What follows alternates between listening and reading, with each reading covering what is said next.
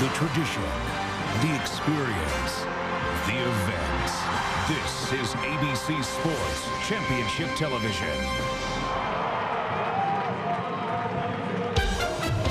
Welcome to Denver. Mid-80s in the Rockies. Invesco Field at Mile High, home of the Broncos. And tonight, the San Francisco 49ers come into town to face the Denver Broncos. But there's only one story on everyone's lips in this region. And that is the apparent end of Terrell Davis's career. After 7 stellar seasons because of degenerating knees, his career is apparently over. But he wanted to get into uniform once more, come through the tunnel once more, and now is the moment. From Georgia, number 30, Terrell Davis. Give him a mile-high salute.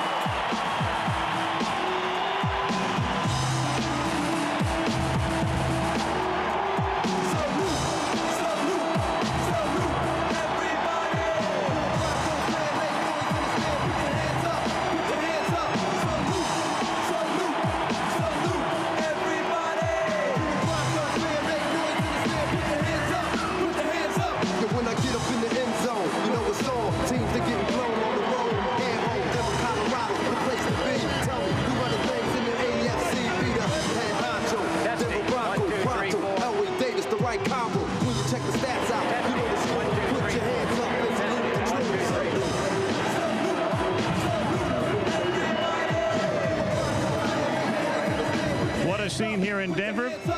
Al Michaels and John Madden. John, I'm struck by the suddenness of it all. 3 years ago, Terrell Davis unquestionably is the best running back in football. Comes off a 2,000-yard season. 26 years old. So much to look forward to, and now it's over like that. Poof. You know, and Terrell Davis is a great player, and sometimes a player makes a decision that he's going to retire, and sometimes the coach or the organization makes a decision, and sometimes a player's body makes a decision that you can't play anymore. And that's what happened to Terrell Davis, that his body just says, you can't play anymore. Your knees can't do it. You know, you forget going back to the fact that he was not a heralded college player.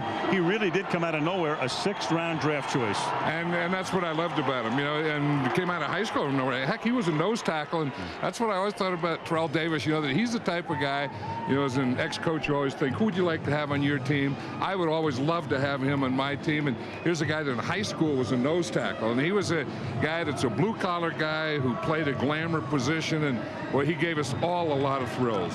Nobody had more appropriate initials. TD. He's with Melissa Stark. Melissa? All right, Al, well, we just saw Terrell Davis come through the tunnel for the last time as a Bronco. What are your emotions right now?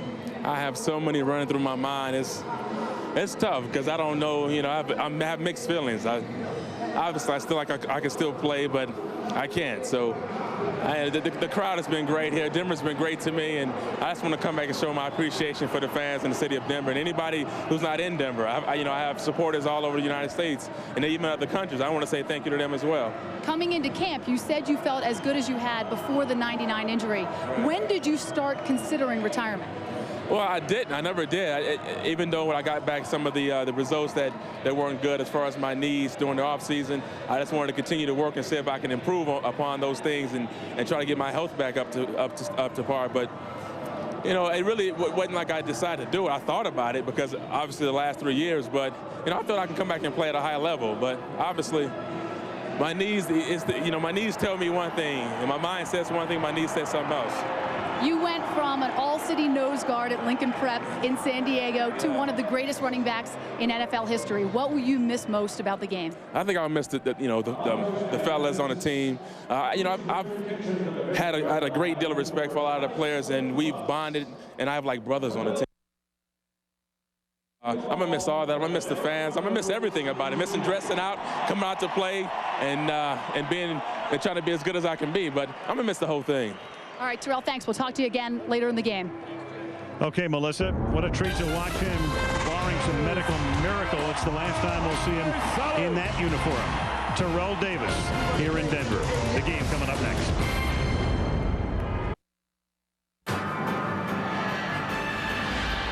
ABC Sports welcomes you to the following presentation of the National Football League.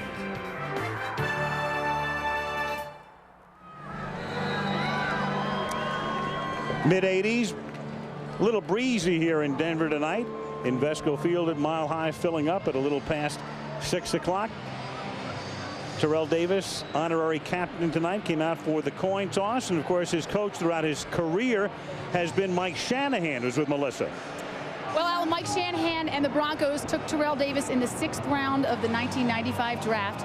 Over his 7 years here, what has he meant to this franchise?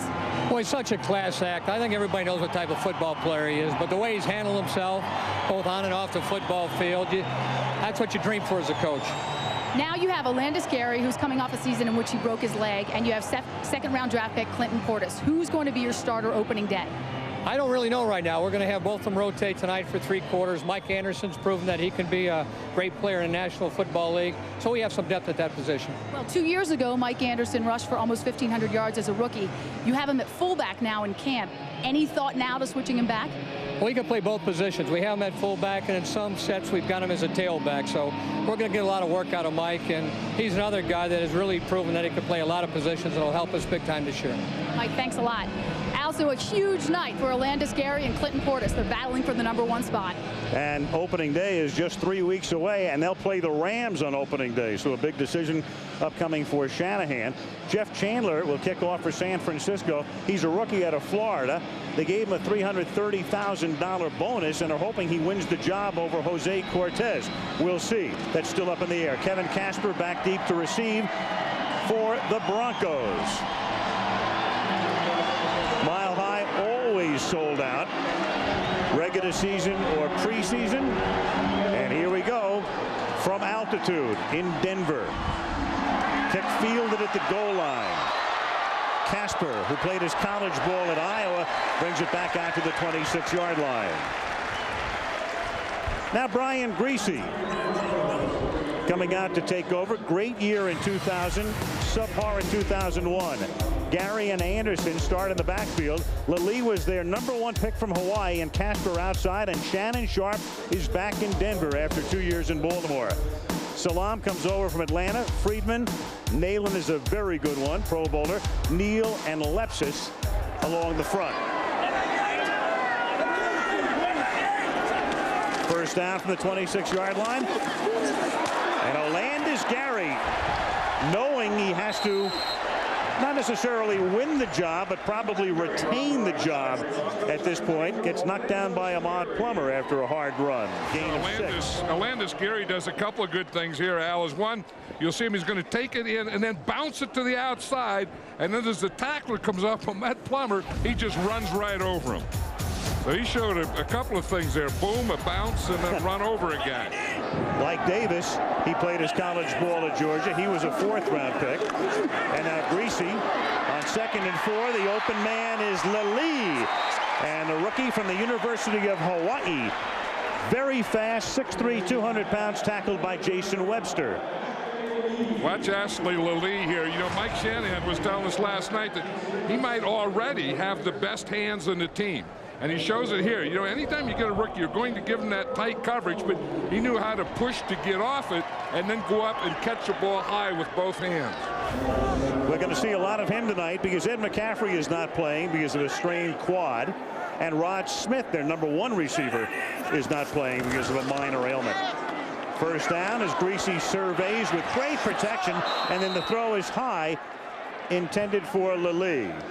Let's take a look now at the San Francisco defense. They made tremendous improvement last year. Carter, Stubblefield, and Young in the middle are great. O'Keefer on the outside.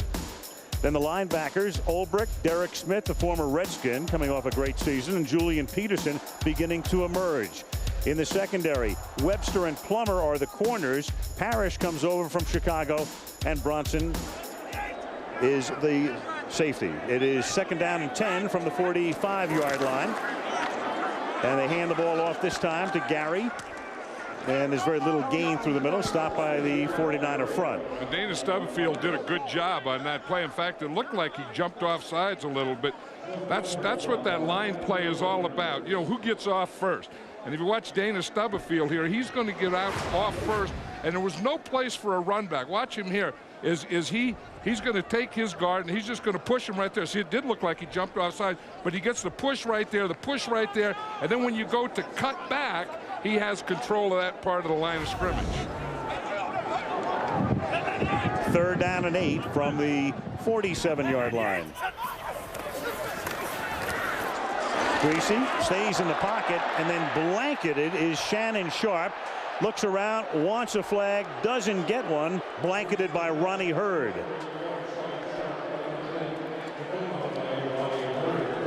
So Greasy and the offense come off from midfield, and now coming in is the punter, Tom Ruin. Ruin and Jason Elam, the place kicker, have been together. They have formed the kicking tandem for the Broncos. This will be their 10th season. One shy of the record, Jan Stenner and Gerald Wilson. If you want to kick someplace for a long time, Denver's the place you want to kick. It is.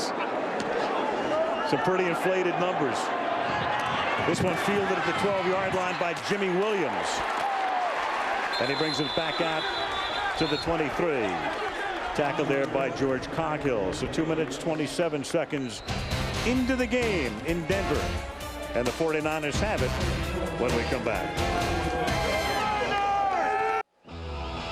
ABC's Monday Night Football being brought to you by, how about this, Madden NFL 2003 from EA Sports. It's in the game. Gatorade Thirst Quencher. Gatorade, is it in you? Ford, no boundaries. And Coors Light, the official beer sponsor of the NFL, cold down easy. How many years for Madden NFL now? We're like 15 years. And we had that game before there were video games. We were a computer game before video games. From the 23-yard line, San Francisco with Garcia flushed out of the pocket. And Jeff out of bounds at the 26-yard line. A gain of 3 for the two-time Pro Bowler. Garcia's numbers last year, 32 touchdowns, only 12 picks. Hurst and Beasley are in the backfield. Owens and Stokes are outside, and Eric Johnson, the second-year tight end. And then up front, Dees, Fiore. They have re-signed Ben Lynch. Heitman's a rookie from Stanford. And Scott Gregg, the former Giant. Former New York Giant, who's a current Giant as well at 6'8". 2nd and 7 from the 26-yard line. Hurst swings to the outside, but has no blocking and is thrust out of bounds by Denard Walker. Now the Denver defense, their coordinator is Ray Rhodes. Hayward, McLaughlin, Dalton comes over from Baltimore, and Price has moved from tackle outside now. Mobley, Wilson, and Ian Gold are the linebackers. Romanowski is gone. He's now a Raider. Gold will be a starter. Walker, Kennedy, Reese, and Deltha O'Neal in the secondary. There is Trevor Price trying to free him to get more shots at the quarterback, moving him to the outside. 3rd down and 8 now from the 25-yard line. It's over the middle. The pass is caught. That is Terry Jackson. Good spin move, and the 3rd down back takes it out to the 36 to move the chains, but there's a marker. Yeah, Terry Jackson goes in there because of his pass protection. This is going to be against the 49ers, but you know, we know about Garrison Hurst and Kevin Barlow, who was in there on 2nd down. But I think that Steve Mariucci trusts Terry Jackson to pass protect more than any of his other backs. Holding offense, number 78, 10-yard penalty. Repeat 3rd down. You're talking about Trevor Price, and it's Scott Gregg who's blocking Trevor Price. Here he is right here. Here's Gregg. Here's Trevor Price right there. And just see, he takes an inside move on him, and Gregg just tackles him. I remember one time when I had Gene Upshaw and he did that, and I said, you know, we can't hold us. Holding penalties kill us. And he said, well, you want the holding penalty killed, or do you want Snake to get killed? Well, I don't want Snake to get killed. Then he went and told all the linemen, John said it's okay to hold. That's exactly what Gregg did there. That was a good question. 3rd down and 18. And Garcia throws, and it's tipped over the middle. The intended receiver was Garrison Hurst, so they go from an apparent 1st down, and then you have another flag after the play as Dees gets into it, along with Bertrand Berry, the backup linebacker. We're going to have a personal foul. Roughing the passer, number 92. 15-yard penalty. Automatic 1st down. Ooh. And that's why Derek Dees got into it with Bertrand Berry, because he hit Jeff Garcia after he threw the ball. Mike Shanahan's telling Barry, we don't need that. We have him backed up. We have everything we want. And then you see Garcia throws the ball, and then Barry just pounds him into the ground.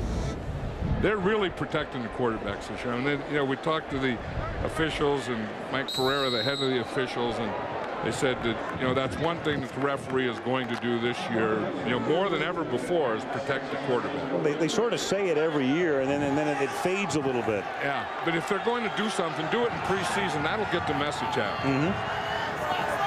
1st and 10 at the 30-yard line.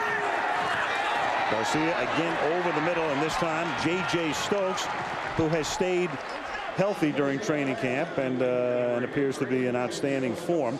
Jeff Garcia, I mean, we were talking about Terrell Davis coming out of nowhere. He played his college ball at San Jose State. Nobody drafted him. Went to the Canadian League, won a Grey Cup title up there. And only Bill Walsh saw this guy's future, and what a future it is. And it was only Bill Walsh, too, because I know when I first saw Jeff Garcia, I thought there was no way, not only could he not start for the 49ers, I didn't think there was any way he could make the team with the 49ers.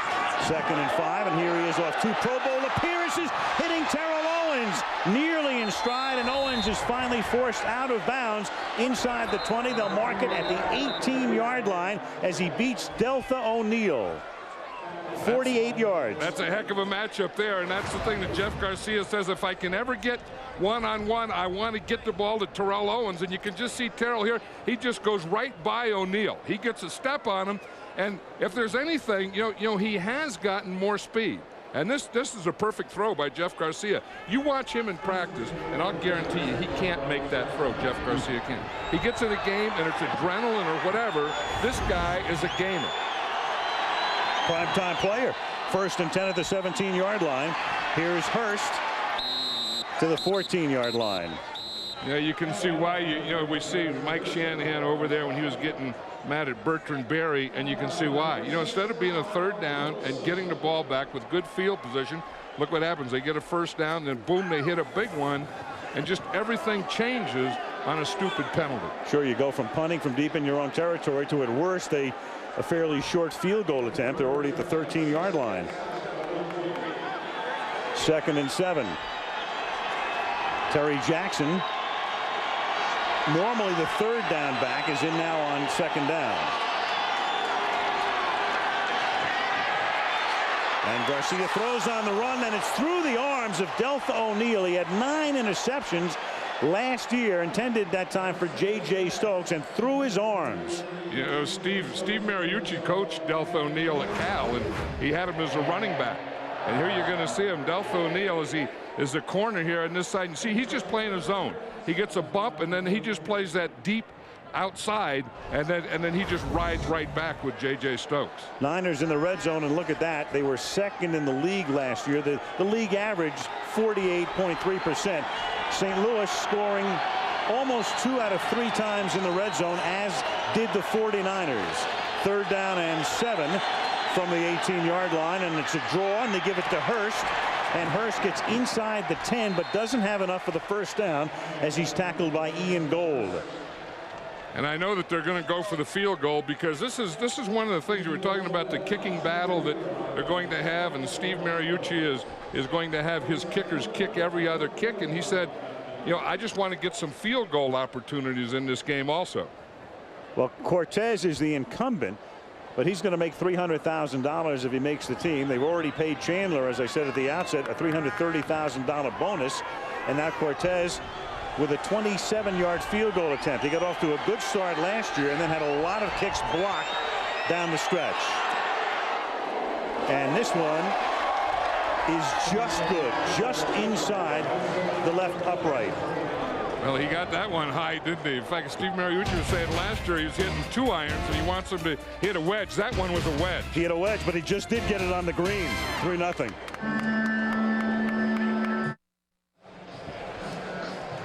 This weekend, the Little League World Series comes your way, presented by Honda. Special preview Saturday at 1 Eastern, 11 Pacific. Then Saturday night at 7:30 Eastern and Pacific, the U.S. Championship game.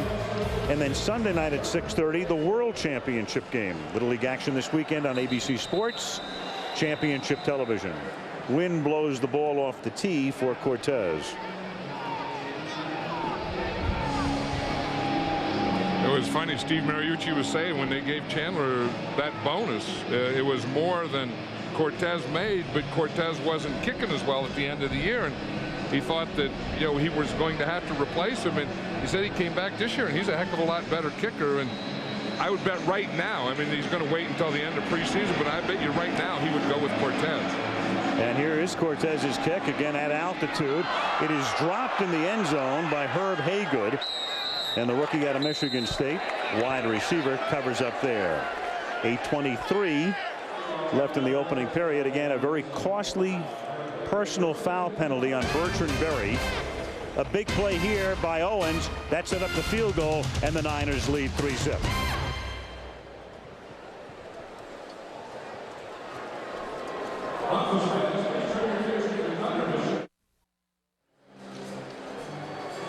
.8:23 left in the opening frame. In Denver, 3-0 San Francisco. Invesco Field at Mile High, opened last year. And the rookie, Clinton Portis, second-round draft choice from Miami, gets the ball. We look at Portis, who's trying to win the starting job. Now in the absence of Terrell Davis, picks up 4. Let's check in with Melissa.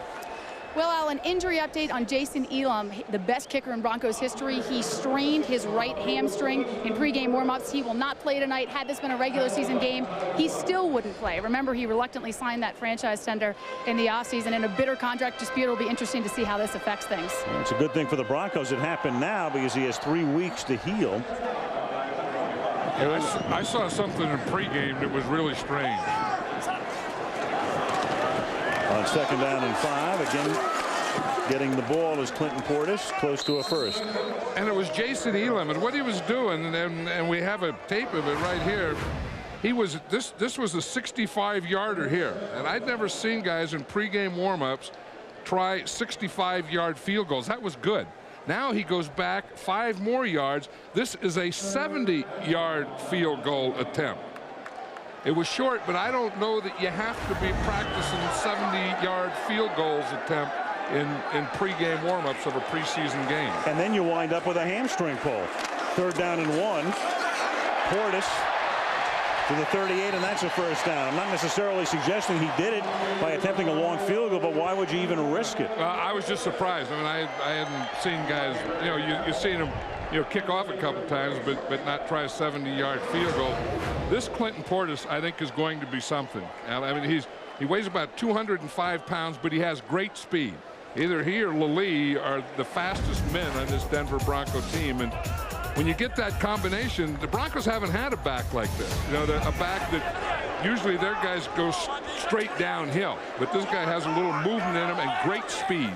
I'm convinced everybody from Miami was drafted. First and 10, and here is Portis again. I mean, it seemed like in our first game with Jeremy Shockey and now Portis tonight, the league, and then Rumpf, the 49ers #1 pick from Miami. The Hurricanes might have beaten the Panthers last year. That's what I was going to say. You would wonder how they would have done if they just played in the NFL, because they are now. What Clinton Portis just did there is what Mike Shanahan was talking about that he couldn't do when he first got here. He said he couldn't catch at all. Second down and 5 from the 42-yard line. That time Portis stays in the block, and a flag is thrown. The pass is intended for Sharp, who was covered on the play by Zach Brunson. Larry Nemmers is the ref tonight. One of the things that Mike Shanahan said that Brian Griese didn't do last year is look downfield as much. And after he lost Ed McCaffrey, he started looking for the short guy. Defense number 36. 5-yard penalty. Automatic first down. Yeah, that McCaffrey injury, which took place on opening night when they beat the Giants, and it was the last night. There's McCaffrey. Last night of the world as we'll ever know it. It was September 10th, opening night here, and then McCaffrey was gone for the season.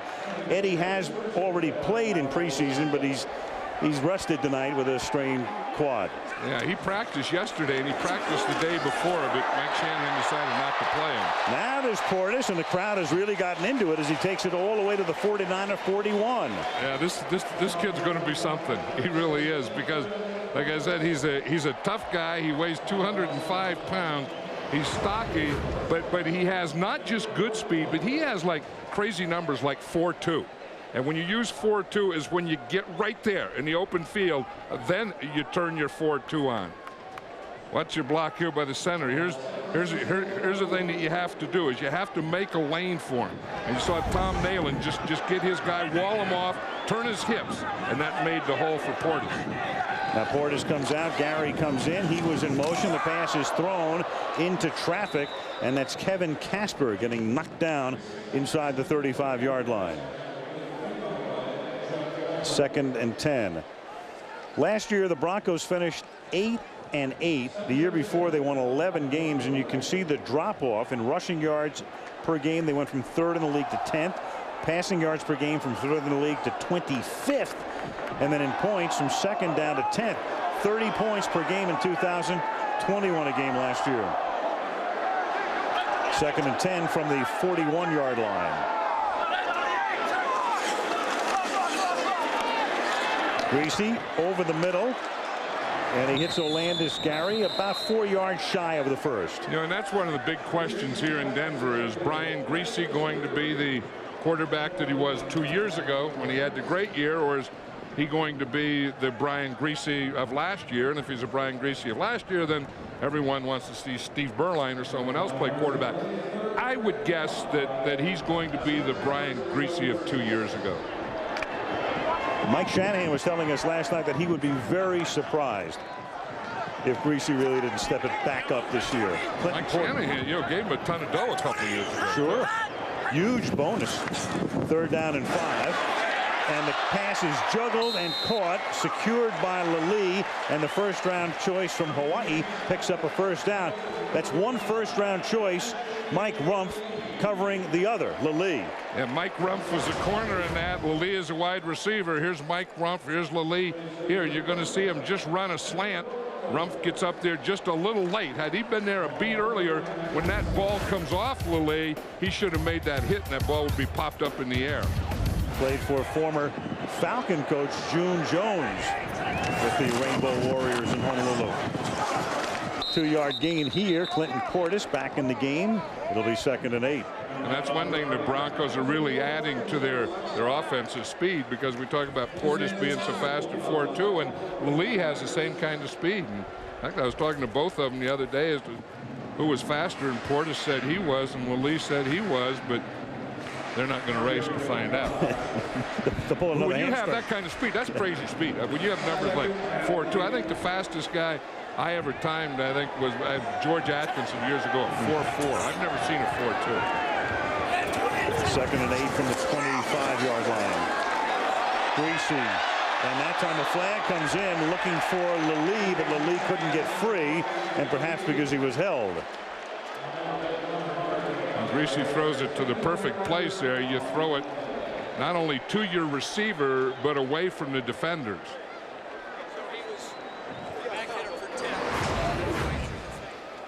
But you're going to see Lally is right here. And if he comes off the line against Ahmed Plummer, Plummer holds him right there. And then that's why he couldn't get to the outside. Brian Greasy didn't see this. Shannon Sharp was telling him, hey, look at me. Defensive pass interference on number 29, the defense. Spot foul, automatic, 1st down. Ahmed Plummer's a good player, and he's one of those guys that, remember, as a rookie, they kind of started him, and he got, trial and error. The 2nd year last year, he settled down, and I think someday Ahmed Plummer, although he just had that penalty there, but I think he's going to be one of the top corners in this league. That's when the Niners began to rebuild through the draft by drafting all defensive players, as Clinton Portis takes it inside the 5 to about the 3.5. This Clinton Portis is putting on a show. Yeah. We had Terrell Owens, put on a little offensive show in that 49er drive, and this has been about the 2 rookies. The number 1 pick, and Portis is the number 2 pick, and they've been getting the ball on this drive. But this guy has moves on moves. The Broncos have always been make 1 move and take it downhill. Clinton Portis will sometimes make 4 or 5 moves. He's already carried 6 times for 36 yards, and his 7th carry will net about 2. Actually, it looked like he was stopped at about the 3 and then was able to fall forward inside the 2-yard line. It'll be 3rd down and goal. You know, you see their left tackle, their Ephraim Salam, who's starting there for him this year, that came over from Atlanta. And I'm really impressed with him, watching him in film, that he weighed about 30 pounds more. I mean, Atlanta wanted him like, 330 pounds, and here Mike Shanahan wants him about 290 pounds. He's 6'7", about 290. He looks and plays like a basketball player. 3rd and goal upcoming. Timeout, Denver.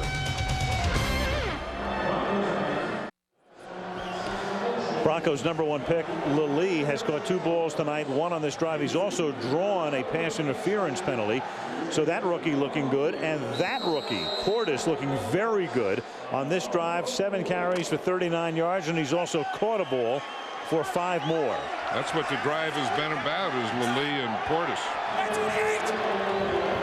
From inside the 2 on 3rd and goal, they give it to Portis, and Portis is in. Mike Anderson led the way with a block. Terrell Davis looks on as he looking at his heir apparent, and there's the mile-high salute from the rookie. Yep, he knows how to do it. That's one of the things they wanted to see Portis do, is not dance in there. Just take that ball, just follow your lead, and just bang it in there. And I'll tell you, Clinton Portis does it here. Watch Mike Anderson get that block. That's a heck of a block. And then Portis finished off about 2 yards of that deal. I love that he finished off that play before that as well. He looked like he was stopped at the 3, got to almost the 1. And it's a mile-high salute, but it may be also a little bit of a salute to Terrell Davis as well. I think it's a lot of a salute to Terrell Davis, because he's been the heart and soul of this team for a long time. Now Ola Kimron will have to kick because of Elam's pulled hamstring. Good drive, 80 yards, 12 plays, 1:53 left in the period. 7-3 Denver. Tomorrow, NASCAR on the fast track. Everyone wants in. Millions are being made, and you'll be surprised who's making it. Why everyone's really revved up. Watch World News Tonight. As you look at downtown Denver, we move to Green Bay next week. Lambeau Field, refurbished Lambeau Field. Browns and Packers next week, our final preseason telecast.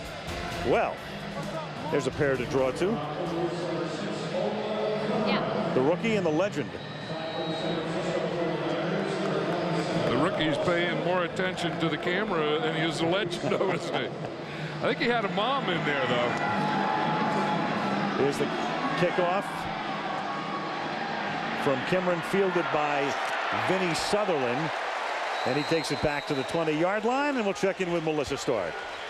Well, Al, in talking to Clinton Portis, one of the first things you notice about him is his confidence. And to give you an idea of how sure of himself he is, he took his mother to his high school senior prom. And we have the picture to prove it. He said, "She was the sexiest date I could find." I said, "Yeah, but didn't you have a girlfriend?" He said, "I had 2 or 3. That was the problem." Takes a lot of guts, Al. That is an amazing story. Yeah, you wonder how he asked. I mean, how did you start? Like, "Hey, Mom, yeah, would you go to the prom with me?" 1st and 10 from the 20-yard line. Garrison Hurst picks up 4. I don't think I've ever heard of a guy taking his mother to the prom. You know, you're trying to figure out whether he didn't want to disappoint any of the 3 girlfriends, or whether he was just cheap. Well, yeah, or sometimes when, it's like that deal, when you have too many of them, then you better not mess with any of them. You better take Mom. That's the way, when it's any guy that when you ever get in a problem, the first thing you always do is you go to your mom. So I would say that he got into a problem. Well, I've heard you say for years, of course, you have 2 quarterbacks, you have none. So I guess if you have 3 girlfriends, you have none. You have none, and so you better go to Mom because you have a problem. The backup. There you go. Meanwhile, Garcia goes to Owens, and Owens is out of bounds near midfield. He's coming off a great season, and if anybody looks primed to have another great season, it's that guy. because he can run faster now than he could before. I mean, he's always been big and strong and quick, and this guy is really something special. I mean, you go and you watch him practice, and you don't have to say which one's Terrell Owens. You just feel him. I mean, he's one of the guys. Walter Payton had that. Lawrence Taylor had that. You walk out on the field and you feel the guy. Jerry Rice had it. Terrell Owens has that same thing.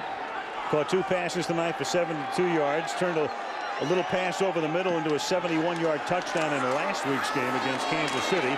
And they give the ball to the fullback Beasley across midfield. Takes it to the Bronco 45. 49ers do is they like to split their tailback out a lot, and they'll put Garrison Hurst out. They did that time. They had Garrison Hurst spread out as a wide receiver, and that's why Beasley was back there as a single back. Steve Mariucci, we were talking about how the time just goes by so quickly. I mean, to think he's already in his 6th season as the 49er head coach. Yeah, and he's one of the better coaches in the NFL. I have a heck of a lot of respect for Steve Mariucci because they went all the way down, the 49ers did, and they came back very quickly. Right out of salary cap held to the playoffs last year with 12 wins. Garcia rolling left, seeking the first down, and gets it at the 41 as the period expires. So that is the end of a pretty well played first quarter at Invesco Field. Denver leading 7-3, and Monday Night Football is back after this message and a word from our ABC stations. You're watching ABC Sports Championship Television. Bob Greasy, son Brian, and Sterling Sharp's brother Shannon on the sideline. Bob Greasy and Sterling Sharp down there playing. Little zig and zag move. Why not? They do him down there. We do him up here. Brian Greasy reminds me a lot of his dad, the way he plays. He played so many years against Bob Greasy when he was with the Miami Dolphins. Hall of Famer Bob Greasy. From the 40-yard line, the second quarter begins with Garrison Hurst picking up 8 before he's dragged down by Kenoe Kennedy. Well, after 2 down seasons, the 49ers bounced back last year, won 12 games. They were a wild card, lost to Green Bay in the wild card playoffs. 3rd in the league in scoring. Garcia with 32 touchdown passes, half of them to Owens, and in the last 6 games of the season, the 49er defense pitched 3 shutouts. That's a defensive coordinator, Jim Mora. Not Jim Mora, he doesn't call himself junior, but he's Jim Mora's son. Did an outstanding job with his 49er defense. Now Hurst on 2nd and short can't turn the corner because of Trevor Price. That's the thing. They moved Trevor Price, who's been an all-pro tackle, Pro Bowl tackle, to end. And watch him. He'll play right here, and he plays this like a defensive tackle. I mean, he just takes Eric Johnson on like he's not even there. And that's a tough block. I mean, Eric Johnson's not going to make that block against Trevor Price. And in fact, moving him from tackle out there to defensive end, I think, was a good move by the Broncos. Inside last year, still tied for the team lead, 7 sacks. 3rd down and 6 from the Denver 36-yard line. Garcia under pressure, feels it, steps up, throws, caught by Owens, stretching for the first down of the 28 and has it. Tackled by Ian Gold. You know, and that was the best of Jeff Garcia scrambling and the best of Terrell Owens staying with a pattern, because Terrell Owens came across, then he went out, then he went back in, but he knew that Jeff Garcia is always alive. Now watch Garcia, he does this well. He'll plant, then he comes up. Instead of going out, he comes right up, finds a hole, and then throws the ball. And he's always looking. When you're Jeff Garcia and you're scrambling, the guy you're always going to be looking for is number 81. And he's hit number 81 3 times tonight for 80 yards. First down at the Denver 28-yard line. Garcia under pressure, and he gets planted by Ian Gold. Good special teamer last year. In fact, good enough to get to the Pro Bowl. There's a flag down here. This is going to be interesting. Is this roughing the passer, or did he intentional grounding? Yeah. Number 5. That's a spot foul, and includes loss of down. It'll be 2nd down. Ian Gold was coming on him. Jeff Garcia threw the ball away because there's no receiver. I think he was trying to say that there was a back in there, but you see the backs go to the right, and he throws it out there to the left. the closest guy was his left tackle, Derek Deese. No, so that was intentional grounding, and he threw that ball away to get away from Ian Gold. Ian Gold's an impressive player. I mean, he was in the Pro Bowl a year ago as a special teams player. Only weighs about 210, 215 pounds, but I'll tell you, this guy is all over the field. And there's a spot open at the starting linebacker outside spot because Romanowski is gone. And this is Owens breaking a tackle, getting a block from Beasley, and then out of bounds at the 24-yard line. He's about 5 yards shy of the first down, so he picks up 17 of the needed 22. And he got a heck of a block by Fred Beasley. I think it was Denard Walker. In fact, they just ran right out on him. And that's one thing the 49ers do is when you catch a ball, you're going to get good run after the catch. You're going to get some good rack, and then you're going to get some good blocking. And here it comes. You're going to boom, right there. And in fact, I think he wiped out 2 or 3 guys on that block. I think he gets another guy right there. So in fact, you see 3 blue jerseys. You see 1 white jersey and 3 blue jerseys. So Walker, the former Titan, now beginning to get up with 12:40 to go in the half.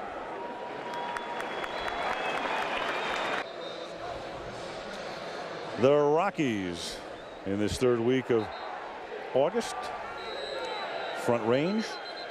Does anyone ever climb up those mountains? I mean, has anyone ever climbed up those things? Malibu Kelly Hayes says yeah. Absolutely. Yeah. All the time, huh? He would know. He's from Aspen. I don't know what you hold on to.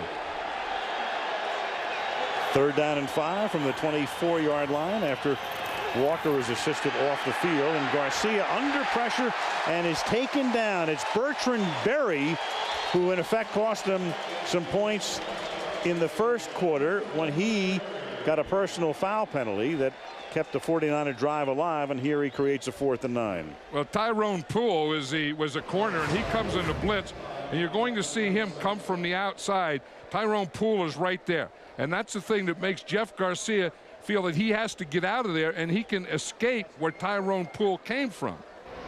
The only thing is he couldn't get away.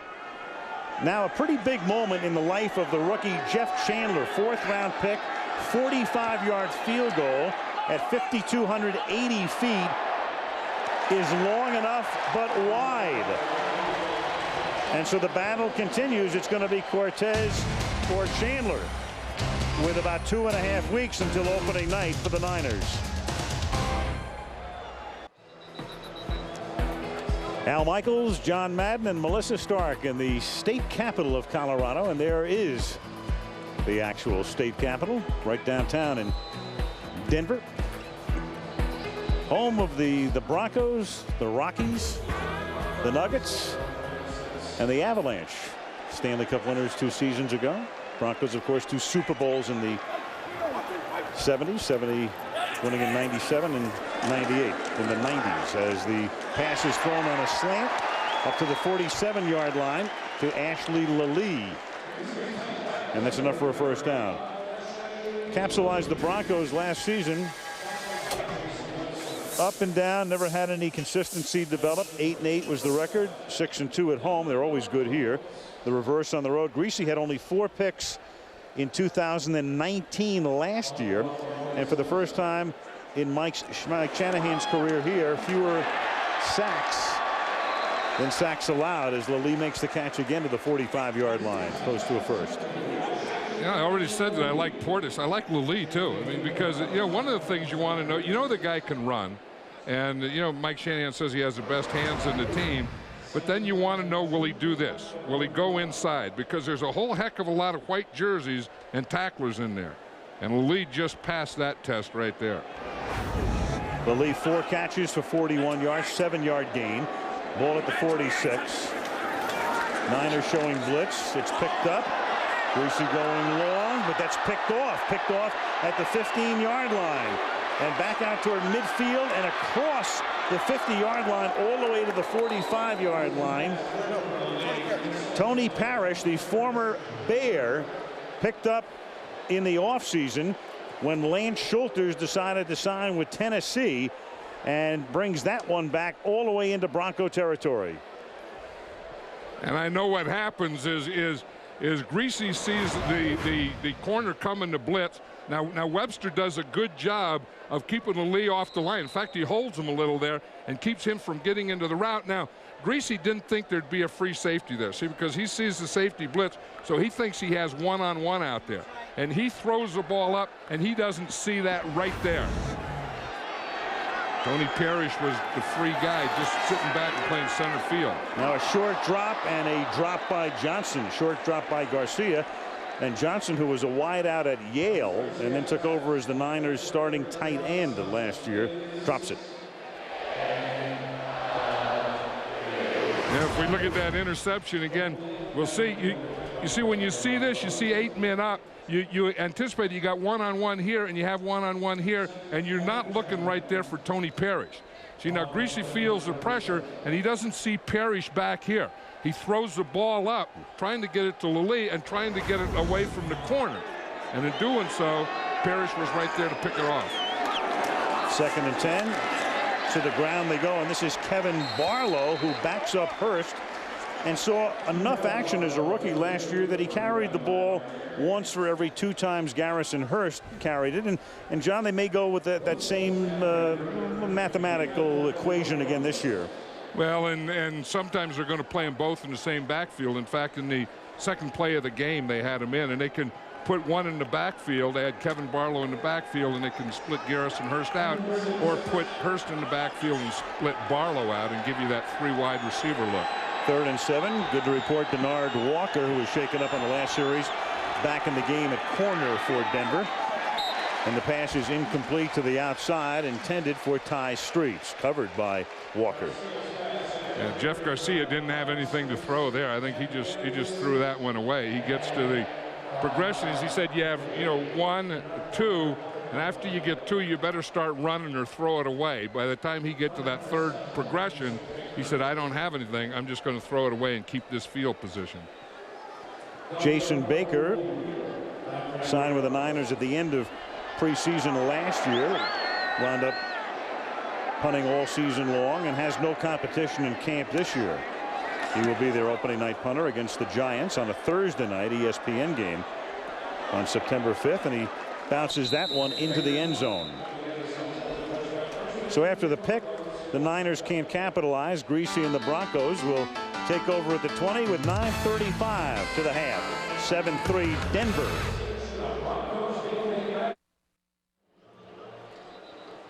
Sunset over the Front Range a little after 7 o'clock here in the Mountain Time Zone. One change up front right there, John, for the Broncos. Yeah, Ben Hamilton is in there for Lenny Friedman, and they want him to play with the first group because they are in a battle for that starting left guard position. This is Portis, so you have Portis battling Gary for the starting tailback position, and you have Friedman battling Hamilton at left guard. And you want Hamilton to get in there for 2 reasons. If he is going to beat out Friedman, you want to see him play with that first unit, and not only that, play with that first unit, but play against the other team's first unit. There's Friedman, 2nd down and 8. There's Hamilton from the 22-yard line. Greasy under pressure and just flings it away. Everybody covered. Brian Greasy in 2000. I mentioned only 4 interceptions. Great numbers, a pass rating in triple figures. And then the decline last year, huge decline. And it's so ironic, John. I'm thinking, a couple of years ago, Greasy looks like the guy. He's clearly the successor to Elway. Great future. Garcia is just kind of trying to find his legs. Now you've got Garcia having been to 2 Pro Bowls. He's a star, and Greasy's trying to come back. Yeah, and I think it all started when he lost Ed McCaffrey in that first Monday night game of the season. Huge loss as Lilly makes the catch, and he takes it up to the 37-yard line. And even Mike Shanahan told us last night, he said that he felt that Brian Greasy, as he got, players hurt, he was started that, poor me, instead of saying, I'm going to take this team on my shoulders and go. And here was that play last year, opening night against the Giants. A Bronco victory, but of course a A pall was cast on that win during the game because of that scene, the broken leg suffered by McCaffrey. 1st and 10 from the 37-yard line. Working to the outside. Portis, and he slips, lost his footing. You know, but Jeff Garcia talking about, you know, him, and he had a lot of adversity too, but he rose above it. I mean, there was one time where he had a bad right shoulder, a bad right elbow, and a bad right knee. I mean, the whole right side of his body wasn't working right. And he went in there, and this guy, I mean, he's not the biggest, he's not the strongest, but he is a warrior. He is a warrior. And he's not, I don't know how you'd put it, not the prettiest or the most graceful quarterback. Oh, no. I mean, sometimes in practice, he's downright ugly. Downright ugly. 2nd and 8 from the 40. And Greasy escaped the first guy, but not Peterson, the second guy. And the 49er defense, meanwhile, the secondary does a great job as Greasy can find nobody open, and he gets sacked. Yeah, and that first guy was Derek Smith, the middle linebacker in his 2nd year with the 49ers, came over from the Washington Redskins. And one thing that the 49ers have is they have excellent speed at linebacker. And you're going to see Derek Smith is going to come right here. You see him come right up the middle. Brian Greasy gets away from him, but he doesn't get away from Peterson. 3rd down and 14 from the Denver 34-yard line. Broncos up by 4. And this is Sharp.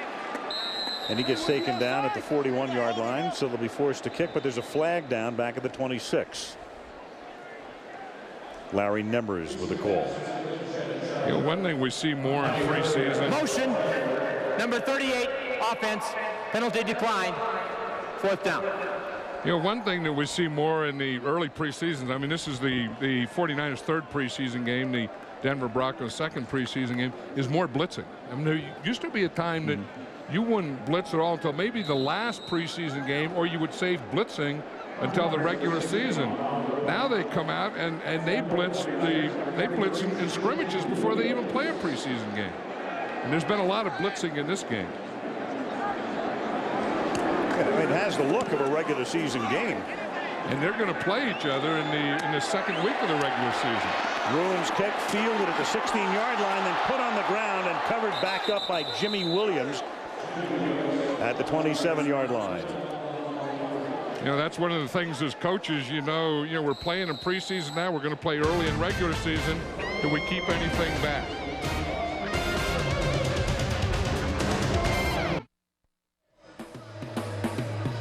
Monday Night Football is being brought to you by Nissan and your Nissan dealer. Gateway, where you've got a friend in the business. And Coors Light, the official beer sponsor of the NFL. Cold, down, easy. You know, how does that sky get orange like that? Is that because of a fire, or is that just the way the sun's going down? I think it's a filter on the camera. That was beautiful. That was a great shot. Yeah. 1st and 10 from the 27-yard line. As Garcia steps up, flips it out to Barlow. Barlow up to the 35. John, we were talking about, you know, Garcia, and we're coming from nowhere, undrafted out of the CFL.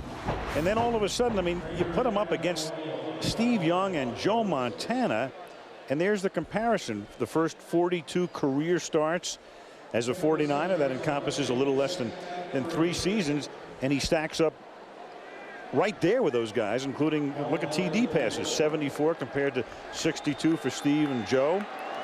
Pass rating is right there.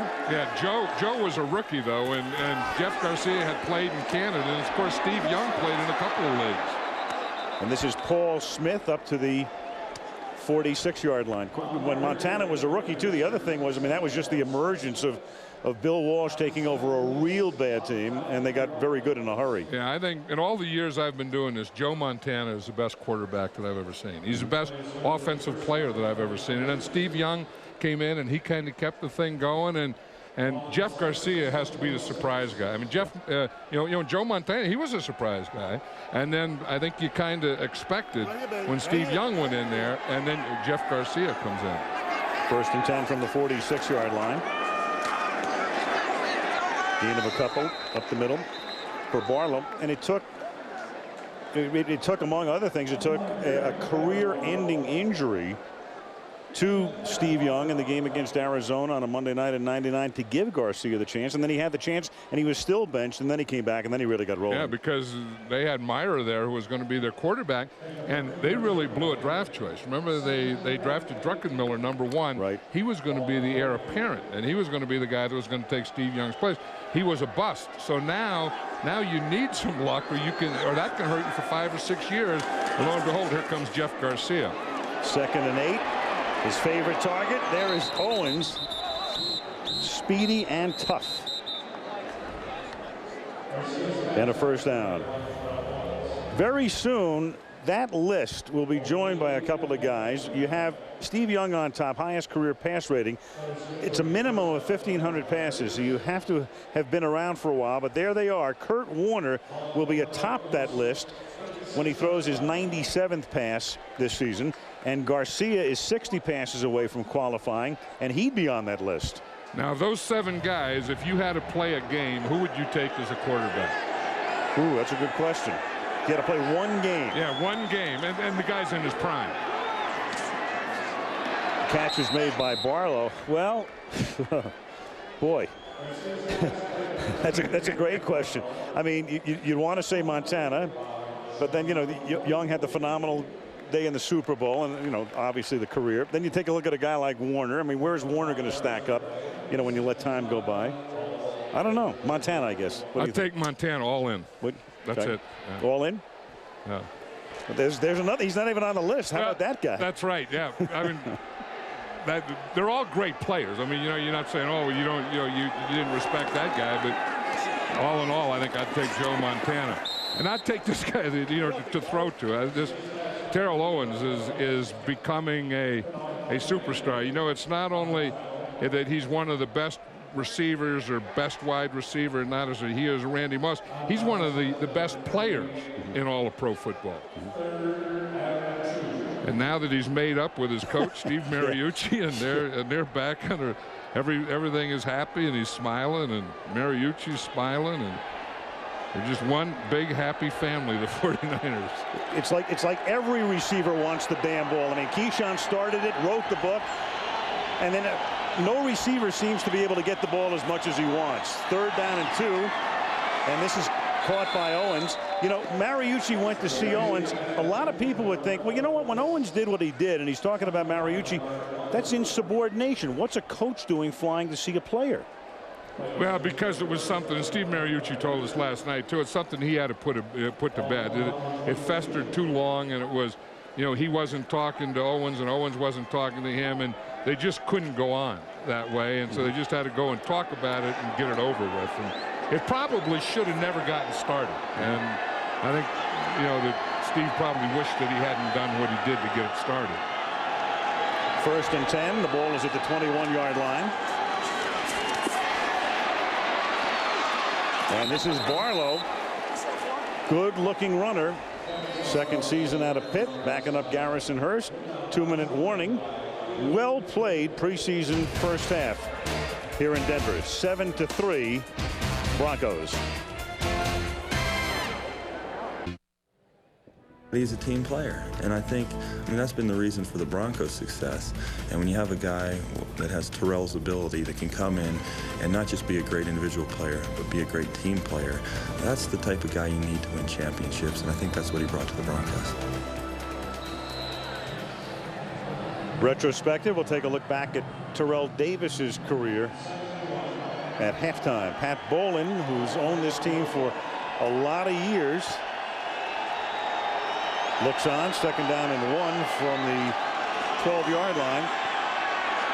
And the first play after the 2-minute warning is Garcia throwing, intended for the tight end Johnson, and incomplete. Great coverage by John Mobley. You try and take advantage of those linebackers, and you try and get your tight end on a linebacker, but when it's a guy like John Mobley or any of these Bronco linebackers, they're so fast, they're like a defensive back, and Mobley was all over Eric Johnson all the way. Now I'm sure that Steve Mariucci wants to get a first down here. I mean, he's had, that deal about the field goal and watching field goal kickers, and at some point you say, enough of that. Let's get the ball in the end zone with our offense. Last year, red zone offense, second best in the league. And straight ahead, just a handoff to the fullback. It's Paul Smith, and he is able to move the chains. You got right in there behind Dave Fiore and Ben Lynch, the center. And that's, you know, Jeremy Newberry's not in there. But here's Lynch right here, and here's Fiore right here. And this is where you're going to get the push and then get right in behind those guys. You see the push, get right in there behind and just drive. That's pretty good short yardage play. The only guy that really got killed on was the tight end, Eric Johnson. Almost got knocked in the lap of the running back. The other guy they're missing is Ron Stone, who they picked up from the Giants in the offseason. He's hurt, but he'll be back very shortly. Caught at the 6-yard line, and taking it to the 1 is Paul Smith, the third-year back out of the University of Texas, El Paso, 5th-round pick 2 years ago. You know, a heck of a play by Jeff Garcia, too, Alan. That's what he does so well. You know, he'll get back, he'll plant, and then he'll scoot up, and then he'll get out to the right. And just watch the way he does that. And then he always buys time for his receivers. He does this better, I think, than anyone in football. You see him come up here and then get out, but he's not a runner yet. He's still a thrower. And then that gives his receivers more time to get open. Great field. Takes him to the 1. 2nd and goal. Fake. Throws it out of the end zone. He was chased that time by Trevor Price. Yeah, and that's, remember earlier when Jeff Garcia threw the ball away and it was a penalty, intentional grounding. Now, once they get outside the tackle box, you can throw it away, and that's what happened. He goes out there and he gets out there in the sideline, and there's no one to throw it to, so he just throws it away. See, the tackle box is right here. So anytime that if he stays in this area, he can have intentional grounding. Once he gets outside, from now on, if he doesn't have a receiver, he can throw the ball away with no penalty. They can actually get a first down without a touchdown because the stick is at about the 3-inch line, but for all practical intents and purposes, it's going to be 3rd and goal, and timeout is called by the 49ers. Let's check in with Melissa. Well, Garrison Hearst is the first player in NFL history to earn the Comeback Player of the Year award 2 times. Knowing what you know, going through what you went through, how hard of a decision do you think it was for Terrell Davis to call it quits? Very hard. Knowing Terrell, you know, the type of competitor he is, you know, you never want to leave this game unless it's on your own terms. And, you know, having to leave because of his knee, you know, something that he thought would come back from, you know, I'm sure it's very hard on him. The plan this season for you guys is to get Kevin Barlow a little bit more involved. Running backs coach Tom Rathman has said his goal is to get you each 1,000 yards rushing. You think that's possible? You know, our coach, he's always shooting for the stars, you know, but with that alone, you know, if you miss, you're with the moon. So, you know, our thing is go out and run hard and do our thing. And, you know, Kevin's came a long way from last year, and he's running the ball really well. So, you know, if we can get our big boys to take care of us like they always do, we'll be fine. Best of luck to you this season, Garrison. Thank you. 3rd down, 1, and 1 and a few inches for a touchdown. And there's a flag down, and there's no play. The flag was thrown before the snap. Kevin Barlow made a pretty good run, though. That was maybe, I mean, it's not going to count. Prior to the ball being snapped, false start offense, number 88. That's a 5-yard penalty. Still 3rd down. You know, the Broncos were in an interesting defense down there. They had 5 defensive linemen, 4 linebackers, and only 2 defensive backs. And of course, that could be part of the reason you get down there and you say, whoa, you know, who's who, where's the defensive back, where's the linebacker, and you have 5 of them and 4 of them and only 2 of the other, and then you say, oh, the heck wouldn't jump off sides. Yep, and that was Justin Swift who was charged with the false start. He comes out now in this set, 3rd down. Well, they go from a running down to a passing down. They have that 4 wide receiver look, 1 back. 22 ticks left, 3rd down from the 6-yard line. Garcia floats one for Owens, too far, covered by Gold, and Al Wilson forced the issue that time by coming in to dump Garcia. Al Wilson is the guy, as you said, he made him throw that ball, and there's no way. Here comes Al Wilson right here, and he's on Jeff Garcia just as he throws the ball. Wilson is coming up. Garcia didn't have a chance. He didn't have anything on that ball. And there's no way that was going to go to Terrell Owens or to Ty Streets. Now Jose Cortez, a 24-yard field goal attempt. He's already made one. Chandler missed his. And this little chip shot, well, that one's good, but just barely good. So twice now Cortez has hit that wedge, but just barely on the green. I think part of that was Cortez. The other part of that was a hold. I mean, that thing came back there, and the hold is kind of flopping as you're kicking it. That's like hitting a moving golf ball. Watch this. I mean, he's trying to get that down, and he's trying to get it spun. And Cortez said, "You have to get that thing spun because I got to get it up in the air." That's not a very good hold there. But Cortez is 2 for 2. And with 15 seconds remaining in the half, it is now 7-6. Well, 3 weeks from tonight, we go to the brand new facility in Foxborough, Gillette Field, where the Steelers and the Super Bowl champion Patriots open up the 33rd season of Monday Night Football. Before we know it, that's going to be a great scene. I mean, that's, you know, they have the rivalry there from the championship game. We have the Patriots opening a new stadium, defending world champions, Super Bowl champions, and Monday night opener. That's pretty doggone good. Terrific. Oh yeah. So that stadium on the CBS game the other night looked beautiful. Fielded in the end zone by Herb Haygood. And with 15 seconds left, the Broncos figured to run the clock out. Well, we were going to see Greasy in the first half, and they didn't lie to us. He's going to play the whole half. And Mike Shanahan said that he would like to have about 30 plays. He said 30 plays or the first half, and I would imagine he probably got close to his 30 plays. I just heard he got 26 plays, so he'll get a couple. He's going to get very close to being right on 30. Then in the third quarter, then we're going to see the veteran Steve Berline as a quarterback. Greasy 8 out of 13 for 73 yards. They keep it on the ground, and they give it to Mike Anderson. Give Mike a 1,000-yard rusher a couple of years ago. His first carry, and that's going to do it for a very well played first half.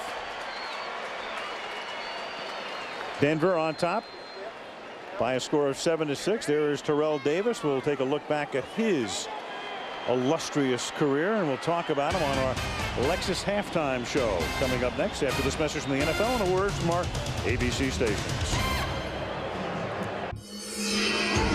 The Lexus halftime show, brought to you by Lexus and their passionate pursuit of perfection. Here now, Al Michaels.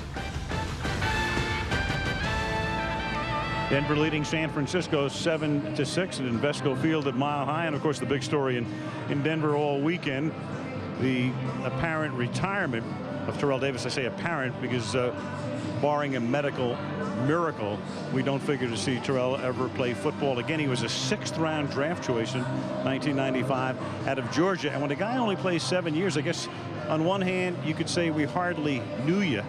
On the other hand, we could also say we'll never forget you. A look back at the remarkable career of Terrell Davis.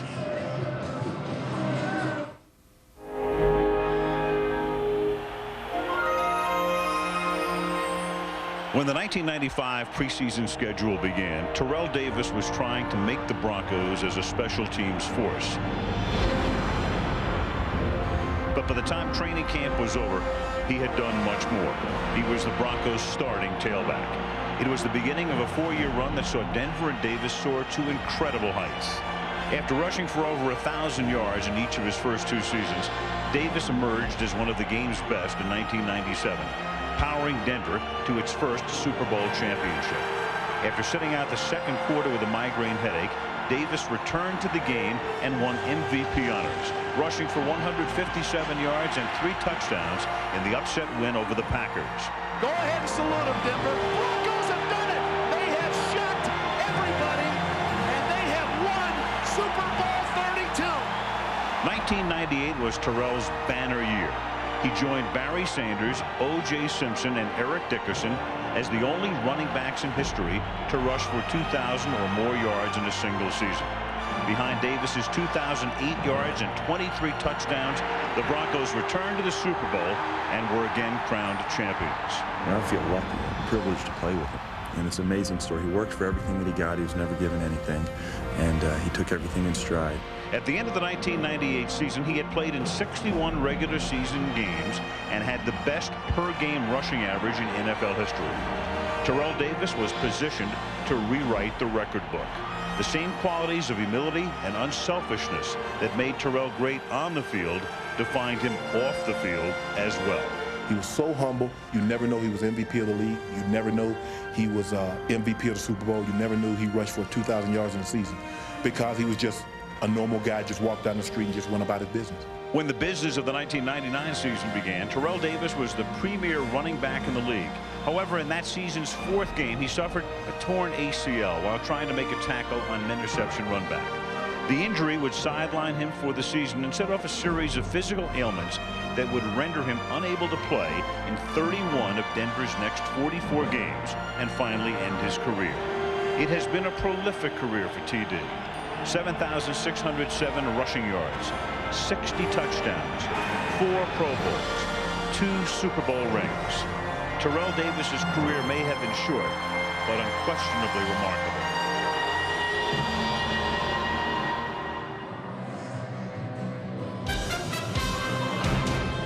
They'll never forget him at Mile High, and they wish that was so. 7-6 Denver.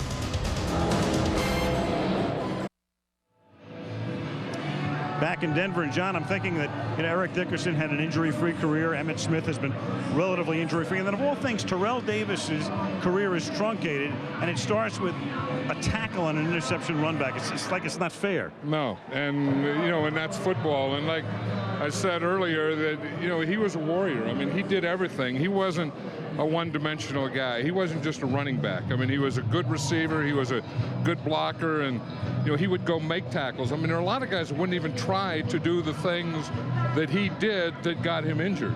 Sure. And Elway took him to those 3 Super Bowls.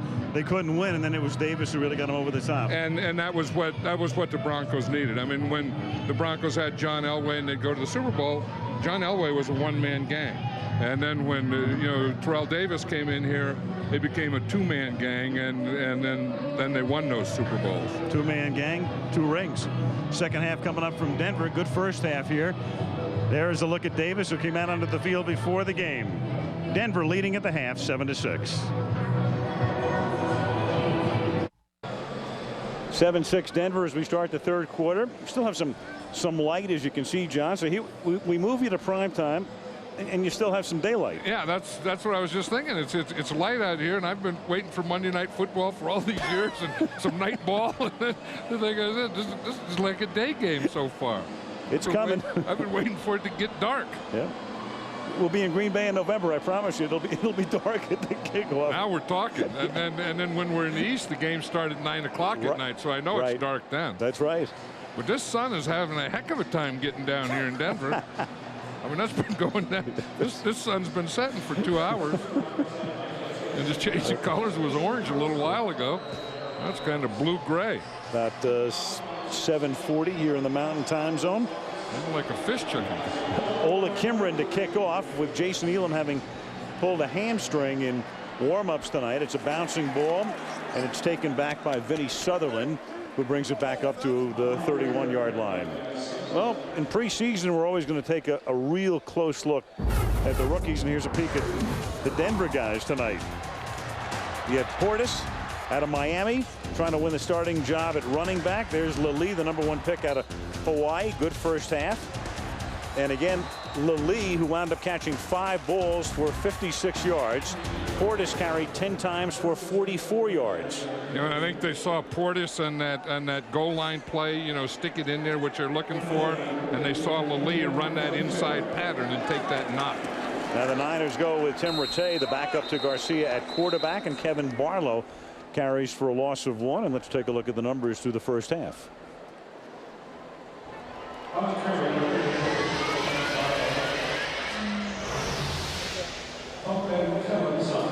Rushing about even. Of course, the 49ers with Owens accounting for a lot of those 145. In fact, 123 yards for Owens. Yeah, he did light it up, didn't he? Boy. Rattay out of Louisiana Tech, the backup. And they're looking for him to shine in preseason. He really hasn't done it so far, and that one he tries to force into the hands of Streets, and the play is broken up by Willie Middlebrooks. You know, one thing, Al, I was saying in the first half of this game, I think we have a Monday night preseason record for blitzing. Both teams blitz so much. Watch this. Here's one of the Broncos. Now, what they do is they will bring something, then they will drop their line. See, they get 7 guys right up here in the box, and then you don't know which ones are going to come. And then they bring, you see the inside guys, and then you see the linemen drop out, and they get that type of thing. So they show you all-out blitz, then they drop their linemen out. You see, so then they get a 3-man push up the middle. So they're showing them a heck of a lot of different looks in this game. Both defenses have. Scheme put in by Ray Rhodes. Play game. Offense. 5-yard penalty. Still 3rd down. See, after you get those types of schemes, then you have a delay of game. There's Ray Rhodes right there, and kind of a combination, I think, of Ray Rhodes and Mike Shanahan, because Mike was saying that what he wants to do is he wants defenses put in that he would have a tough time blocking. And so that you say, how did you come to these defenses? And he said, it's the things that would give us a problem blocking. We want our defense to play. 3rd down and 16 now as Rattay with a short drop throws over the middle to Barlow, well shy of the 1st down. For Ray Rhodes, he finally gets to stick around, John. He was at Philadelphia. He gets fired there. Then he goes to Green Bay and only lasts a year there. Then he goes to Washington, and he's the defensive coordinator for 1 year there. And then he comes here, and he stays. Yeah, and then, you know, he and Mike Shanahan were coordinators together. Ray Rhodes being the defense coordinator, Mike the offensive coordinator with the 49ers. And then when Ray goes to the Eagles, he first goes there, he's coach of the year. Remember that? Sure. Took him to the playoffs against Detroit. Kick here by Jason Baker. Pulled in at the 21-yard line by Frank Rice, trying to win a job as a return man and a receiver up to the 25-yard line. Denver ball when we come back. 7-6 Broncos.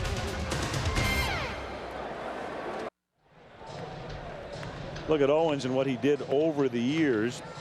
Over 5,200 rushing yards in 3 years from 96 to 98. Nobody was any better over a 3-year period. 1,700 rushing yards each of 2 straight years. 2,008 yards. One of only 4 running backs to eclipse the 2,000-yard mark. And 97.5 per game. But the Davis era is over, and now it's Olandis Gary to the 34-yard line. And let's go to Melissa. Al, you are looking at the new TD in street clothes. That's right. I'm a civilian now. You said that you felt as good as you had coming into camp before the 1999 injury. Your knee wouldn't allow you to play against the Bears. What did doctors say to you this week about your future? Well, they said that it was pretty much up in the air. The problem with it is that you can't really go in there and you can't rehab it. You have to go in there and probably do something called a microfracture, and that's your best chance at playing. Well, with that, you still miss a whole year, and then there's still some uncertainty whether I can return and still be what I used to be. So it was a situation where my knee was degenerating, and so it's not going to allow me to play.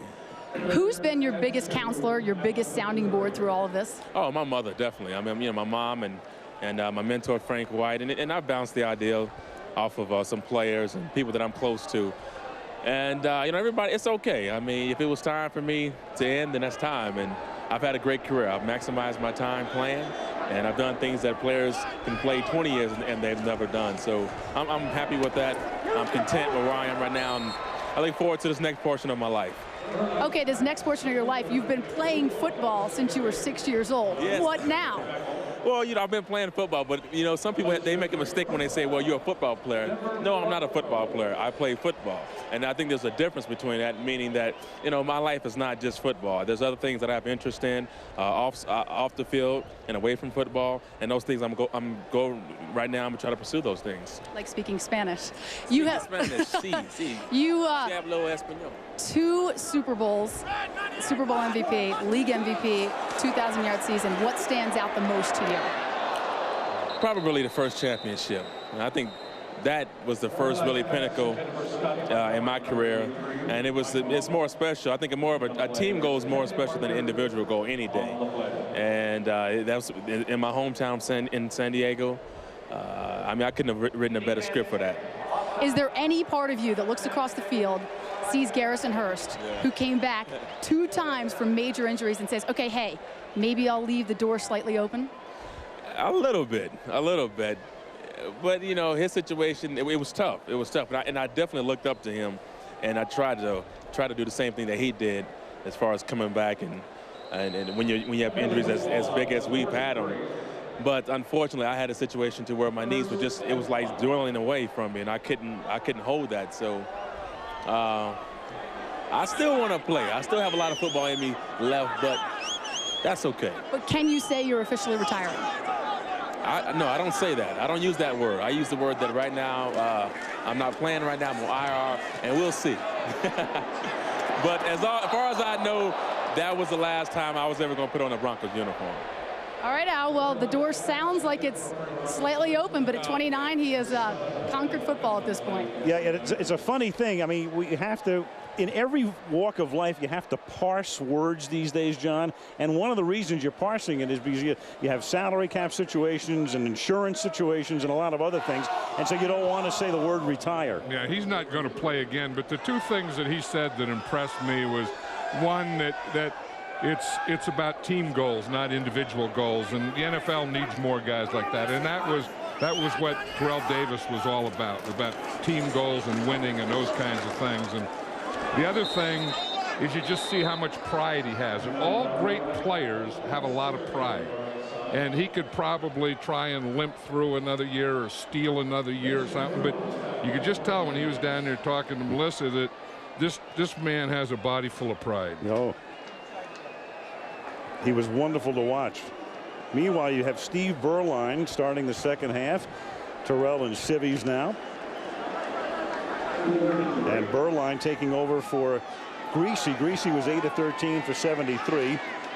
Berline, a couple of years ago, went to the Pro Bowl as a Carolina Panther and then has to knock it down. It is batted away by Jim Flanagan, and then Berline, to avoid the interception, had to knock it back down.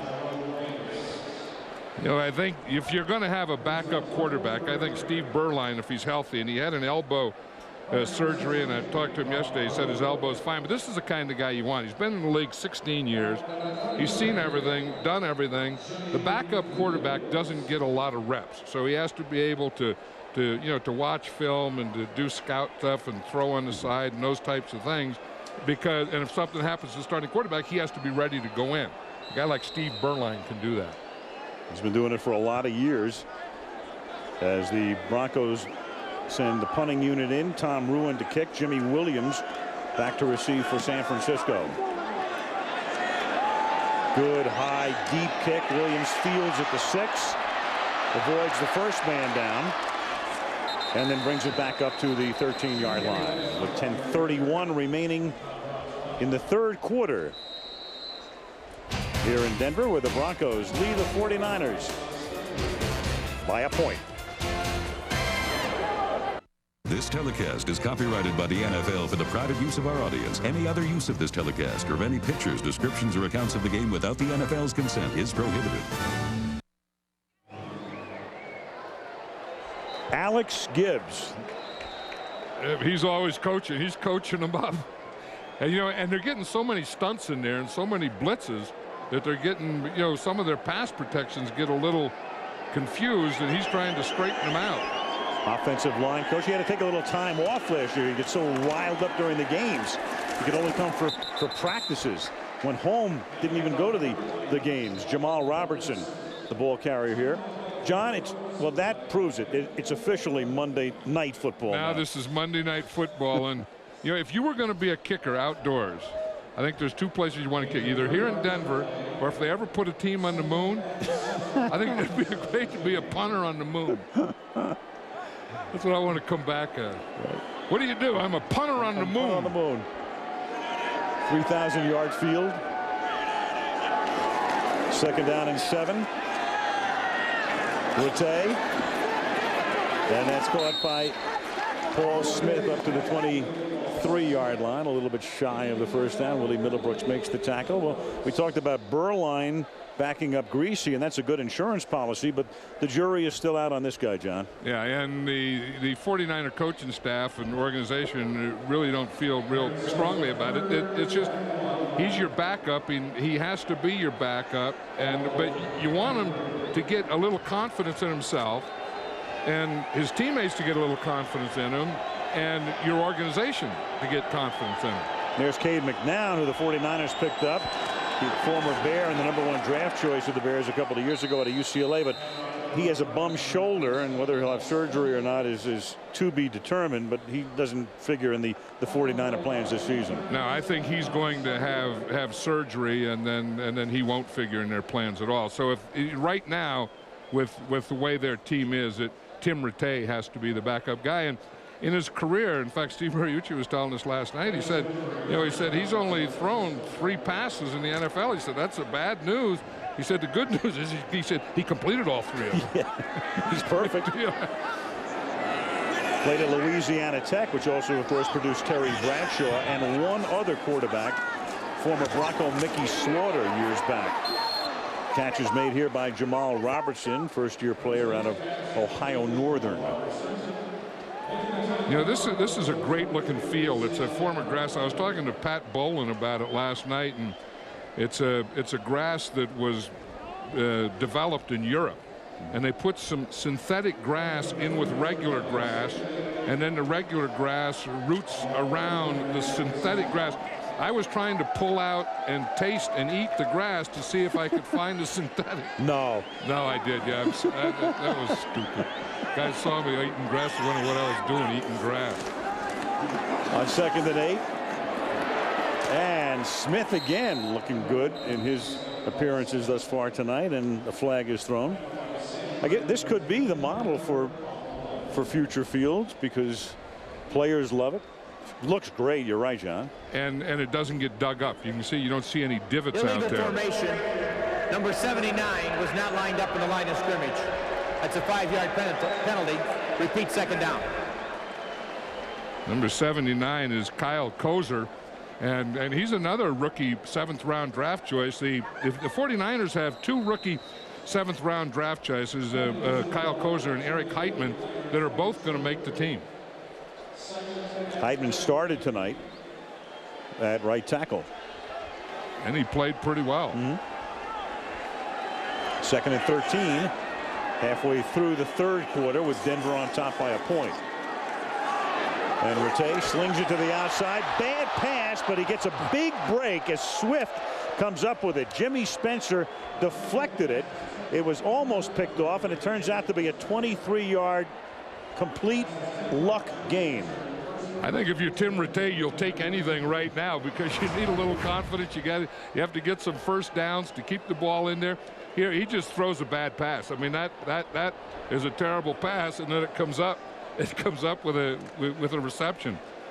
Watch here. He has no lane to throw in. I mean, he had no way to step up, so he couldn't step up.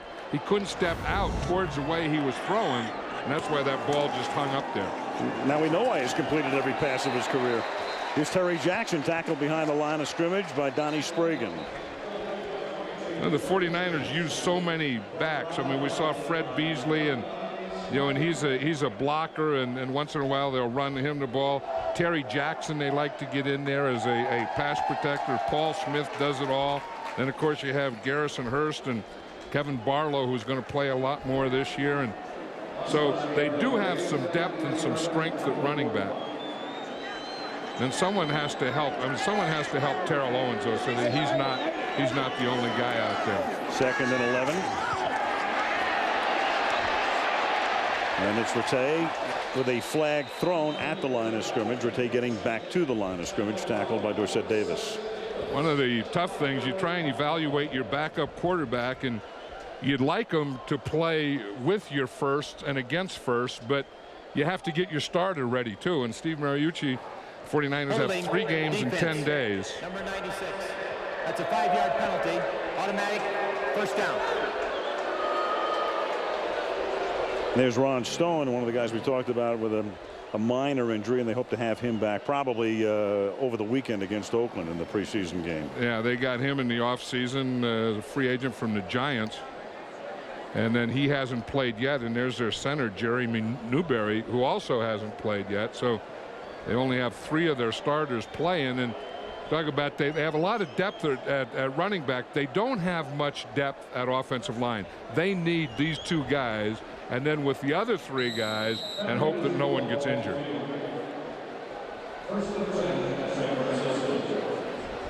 First and 10 at the 50. Larry Nemmers confers with. You know that thing right there? I think that's a microphone. It is. You know, yeah. it's an ugly looking thing. It's a new thing this year. Yeah. I was looking at that last week or 2 weeks ago in Canton. I was wondering what in the heck is that? Yeah. And then I just figured it out tonight that it's a new mic. Yeah. It looked like it had something hanging off their cheek. It's like that ugly microphone Madonna used to wear, you know, years ago. I don't like it. It needs something that looks more official. Or maybe put it in front of their mouth. I mean, they got it just between their ear and their mouth. First and 10 as the catch is made here by Cedric Wilson, and he gets down to the 28-yard line for a first down. And that's a good throw by Tim Rattay. You know, you think how a quarterback throws and how do you judge him, and one of the biggest way to judge a quarterback is how he throws the out. Because this is probably the toughest throw that he has to make when the receiver goes up and then out, throwing it to that sideline.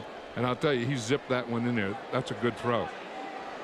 There's a little wobble on it, but it was still getting it there. Now it's tougher if he were on the other hash mark. That was from the near hash mark.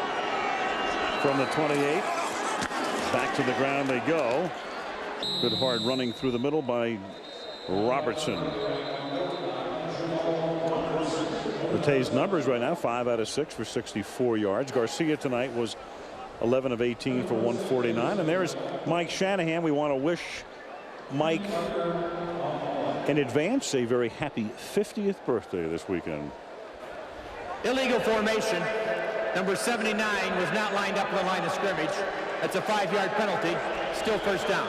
That's poor Kyle Kozer. That's the second penalty he's had, and that's one of the things that the officials are doing is making these offensive linemen get up on the line of scrimmage. You're going to enforce that this year. Talked about Mike he'll be 50 next week when they play Arizona. In fact, I think it's Saturday, but still ranking among the younger half. And when the median age of coaches, Mike is below the median as Jamal Robertson takes it to the 28. You know, you think back, John, to the fact that he was the Raider coach in '88. In fact, he was the Raider coach, and in his first game, his starting quarterback was Steve Berline. Right. They beat San Diego, and Berline's reward is the next day the Raiders trade for Jay Schrader and make him the starter. But you know how they come up with those stats, though, is it's how they look. It's not really chronological age. Is it chronological, the word I'm thinking of? Mm-hmm. It's how you look. See, now, like Mike Shanahan, if you say look at him, he looks like a young guy. He looks like that he would be one of the youngest. He'd be in the youngest half. So you just put him in there by how they look. Forget the real number. Oh, yeah, you don't pay attention to the real number. Terry Jackson to the 20. Well, you know, to me, the guy who always looked like he was in the lower half, and in fact, by the end, I think he was the oldest coach in the league, was Jim Mora. Yeah, and then he still would. But who always looked like the oldest? Marv Levy. Right. Marv Levy always looked like the oldest. There's what Shanahan has done. Points per game, head coach with one team. Seifert, of course, who was in San Francisco, and Mike was the offensive coordinator there. Air Coryell, and Shanahan. And one thing that both of these teams have in common is the West Coast offense, or originate from the West Coast offense. 3rd and 2. Rolling right, looking, trying to dive for a first down, but he won't get there. Stopped by Monsanto Pope. You know, I think Steve Mariucci or Greg Knapp ought to put that play away. That's the 3rd time they've tried that against the Broncos in short yardage. Remember when in the first half they were down inside the 20-yard line and they tried it, and Jeff Garcia didn't get it. Now they try it with Tim Rattay. You see, they try and get all the flow to go to the right and get the quarterback to get outside. But the Broncos, especially from their left defensive side, they're playing bootleg. Good chance you won't see it in the regular season game the second week of the year. Here is Chandler now, a 38-yard attempt, and that's what they were looking for from the fourth-round draft choice, who'd missed an earlier one while Cortez has gone 2 for 2 on 2 chip shots. Chandler bangs one through, and the Niners take the lead.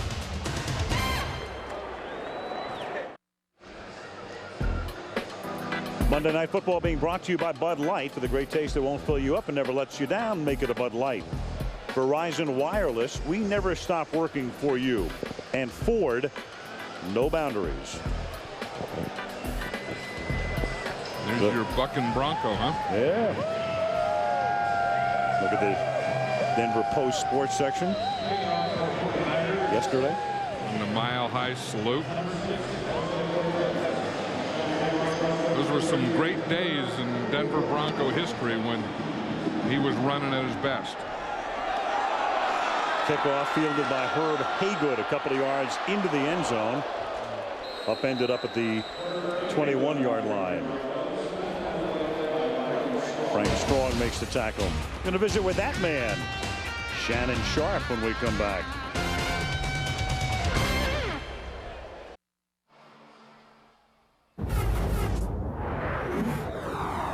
President, we need a National Guard. We need as many men as you can spare because we are killing the Patriots. So call the dogs off. Send the National Guard, please. That need emergency help. Please help these folks. They're coming. Help is on the way. Flex those muscles on. I still laugh every time I see that, John. That was 1996. They're killing the Patriots in Foxborough.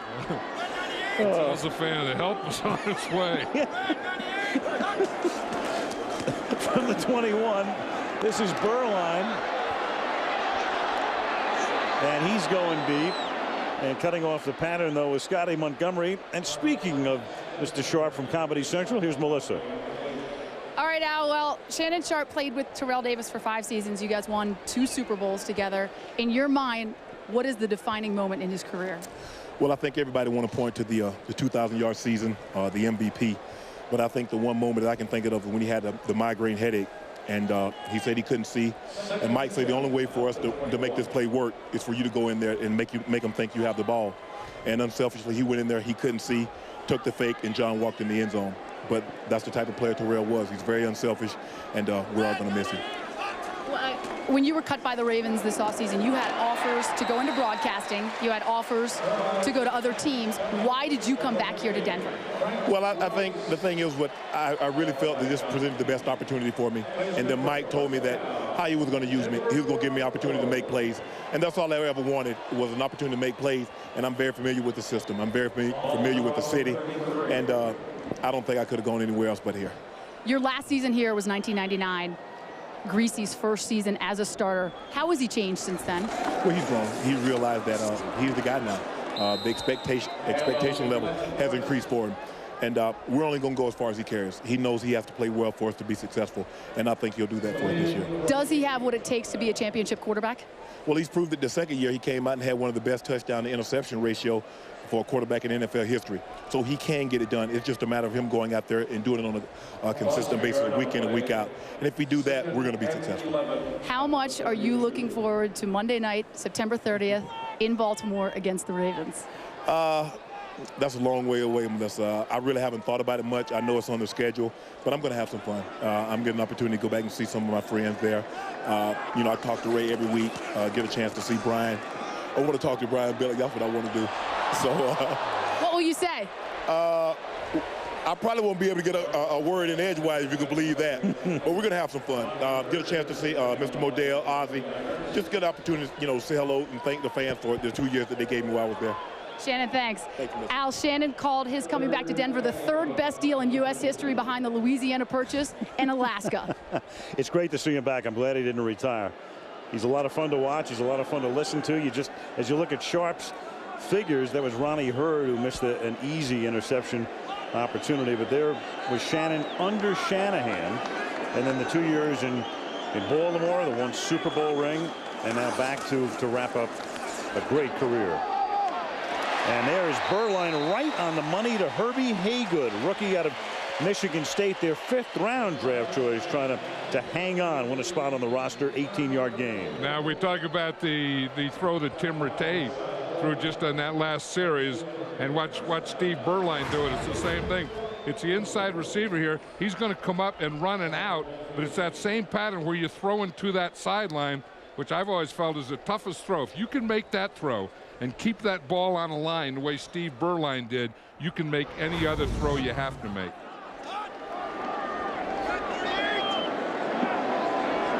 First and 10 from the 50 as the third period winds down. And the pass outside to Scotty Montgomery for a gain of 7. Berline looks very comfortable, doesn't he? You know, and again, that comes from 16 years, but he said that he's so happy to come with the Broncos. He said because they get it, here, and he said this is where you want to be. I mean, they understand offense, they understand how to treat veteran players, they understand how to move the ball, how to practice, and all those things. He said it doesn't get any better than it is here with the Broncos. Yeah, playing under Shanahan, playing for Gary Kubiak. The talent they have, 2nd down and 3. The rookie Portis. A flag comes in, and thus the clock stops for the moment with 2 seconds remaining in the quarter. And it's a holding call against the Broncos. Yeah, you're right. They have to do something with that mic and the referee. Offense, number 64. 10-yard penalty. Still 2nd down. Looks like it doesn't belong there. I mean, it's you can't even tell what it is. No, it's halfway between his ear and his mouth. Yes. That was on Lenny Friedman. We talked about Lenny Friedman before, that he's been the starter 2 years ago. When Greasy had a good year, Lenny Friedman had a good year. Last year, he didn't. And now he's in a battle with Ben Hamilton. And the clock begins to wind as the period comes to an end. End of 3, the 49ers leading 9-7. And Monday Night Football returns after this from our ABC station. You're watching ABC Sports Championship Television. Something different this year. The NFL season will kick off on a Thursday night, September 5th. ESPN has the game. It's the 49ers against the Giants. Great way to begin the season. And then, of course, all of the other teams open up the following Sunday and then Monday night when we have Pittsburgh and New England. Yeah, and I'm glad that we have that in the NFL now, where we call it something. Kickoff weekend. It's a thing. We should just start playing games. 2nd and 13. And the catch is made here by Frank Rice at the 45-yard line. Yeah, we were talking about Steve Mariucci and Mike Shanahan, and both kind of come from the same background offensively, and that's the West Coast offense and Bill Walsh. And both of them have taken it in different areas and done different things with it. When Bill Walsh first started, it was always split back, so the running was the traps and the sweeps and those types of things. And then the passing was usually one side, the tight end, the wide receiver, the flanker, and the fullback. And then that was the original 49er offense and kind of how it started and then evolved from that. 3rd and 4, and Berline has that one knocked down and incomplete. That'd have been Jim Flanagan. And one of the things that Bill Walsh never liked was the shotgun, and Joe Montana didn't like it. So the evolution was after when Mike Shanahan came here, he had John Elway.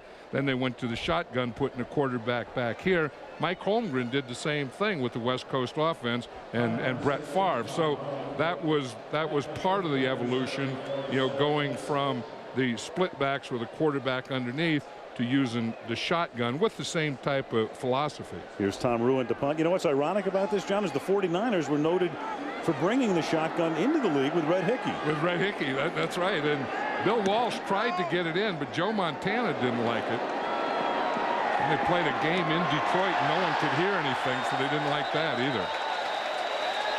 And Ruin's kick is saved from going into the end zone and down at the 8-yard line with a minute gone here in the 4th quarter. Good play by Lenny Walls to get down there and keep it from becoming a touchback. So the 49ers, they bring. Illegal touch at the 3-yard line, but the ball was dead. First down, San Francisco. All right, so it wasn't such a great play. Then it wasn't an illegal touch if the ball was bad. You can't have an illegal touch with that ball. Go figure that.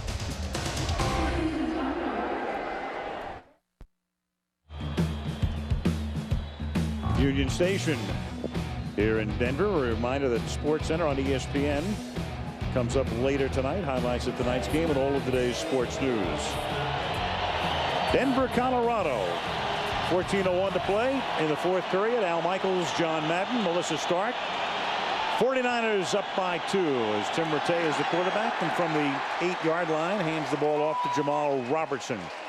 Well, we've been talking about the West Coast offense, and even Mike Shanahan said last night, I'm not quite sure exactly what it is. There are all kinds of ways to describe it, but Steve Spurrier, John, now the head coach of the Washington Redskins, whose team has scored 35 or more points in each of its first 3 preseason games, he has installed the East Coast offense.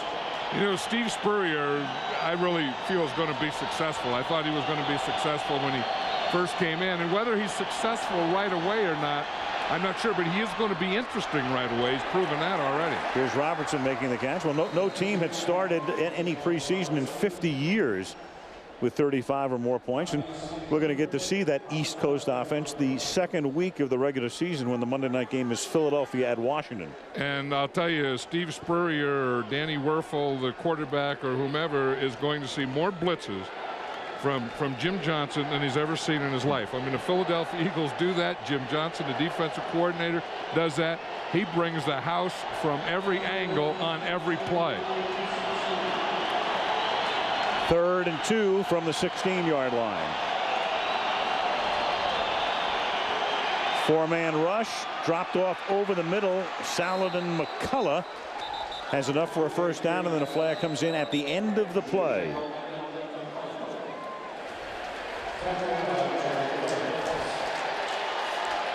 Play coming back.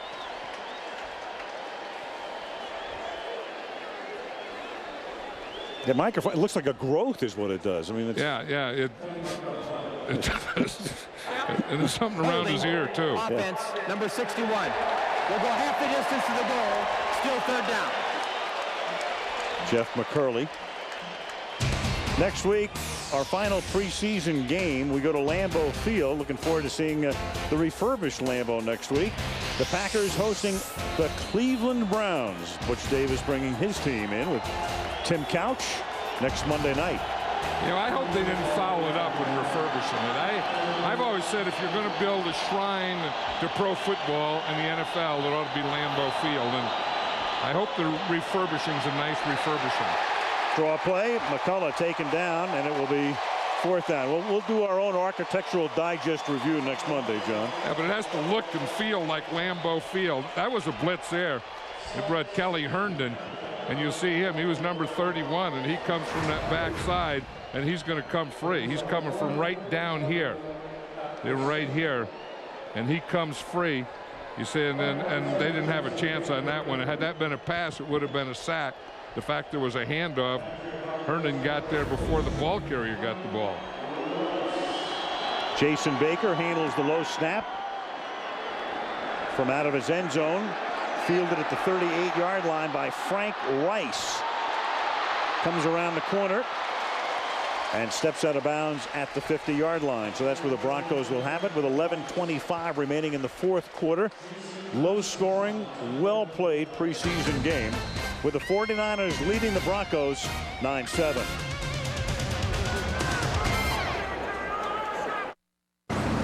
Hi. Excuse me. How fresh is that beer? Yes, it's fresh. It's fresh. How can you tell? Oh, hey, where's he going? I don't know where he's going. Well, hey, we got a couple runners. Okay. Hey, come on. Hey, is it fresh? Hey, guys! Guys, is it fresh?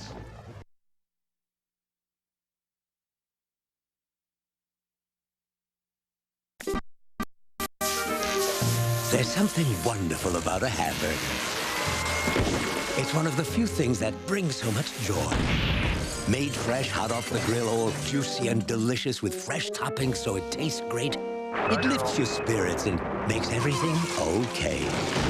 That's the kind of hamburger we make. Wendy's Classic Double with cheese. It's better here. And now Wendy's pickup windows open late so you can eat great even late. Hi, Rob. Oh, hey, Miss Larson. Nice caravan. Thanks. I used to have a van.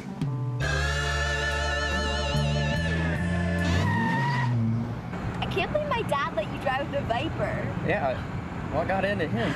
Dodge Caravan, offering a power sliding door, a power rear hatch, and the kind of room you'll really dig. Grab Dodge's 770 powertrain limited warranty. Ford, Chevy, Toyota, and Honda don't match it. Coming up next, lowering the grade point for school athletes. Is it a good idea? Teaching parents to be good sports, and some local Catholics organized to change the church after the game. Good news for comedy fans. The Drew Carey Show and Whose Line Is It Anyway? Premiere early Monday, September 9th, in fact, along with the regular season premiere of Monday Night Football. Drew Carey on Mondays starting September 9th right here on ABC. Jarius Jackson is the new quarterback, and they begin with a 2-yard gain here through the middle by drones. You know, a couple of weeks ago we were in Canton, and remember Leamon Evans was hurt and he wasn't moving on the field, and there was a lot of concern about him, and he was taken off and went to the hospital. Just to update exactly what the situation is, I talked to him today. He said he is feeling a whole lot better. He says some days my back spasms, but he's walking fine. His legs are weak occasionally. He said it'll take time. He has feeling everywhere, though, in all of his extremities. He's still taking tests, but the doctors are saying that everything looks good for the long haul. He really hasn't thought about playing as Drones takes it across the 45, and that he really wants to thank everybody. He said the response was unbelievable. Letters and cards and flowers and all that. The organization has been great, and he's just thankful that everything seems to be, you know, coming along very, very well. So good news on Leamon Evans. And it's good news too that you don't have to think right now, you know, are you going to play? I mean, there's plenty of things between now and then that are a lot more important than that. I mean, I think that's the way to take it. I'm just getting better, and then we'll consider what we're going to do in the future down the road. 3rd and 2, and this is Drones coming up a little bit short of the 40-yard line. One thing the Broncos, you know, they've always had, you know, we go to Terrell Davis, and then you go to, you know, Landis Gary and the, you know, all the running backs, and that gets in the argument. Does a good running back make a good line, or does a good offensive line make a good running back? And the answer to that is it's the running back. And I remember Nate Newton years ago telling me, he said, I was just a big old fat guard until Emmitt Smith came, and Emmitt Smith came, and we started winning, going to Super Bowls, and now I'm in the Pro Bowl. So I'm the same guy. Timeout before a 4th and 1 for Denver.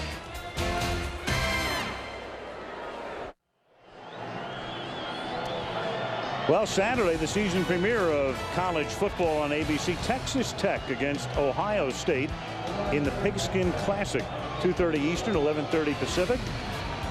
Brian Greasy's dad, Bob, will be there. Brad Nessler with a play-by-play. Our man Lynn Swan as well for the action. The Pigskin Classic, college football this week. And on 4th and 1, Reuben Drones out of Oregon. And the 49ers are sure he did not pick up the first down. You know, that's one of the things in regular season with the score being 9-7. You would punt here, and you say, well, go for it in preseason. And you always assume when you want to go for it, you're going to make it. But we just proved here you don't. Give it back to the 49ers with 9:14 left.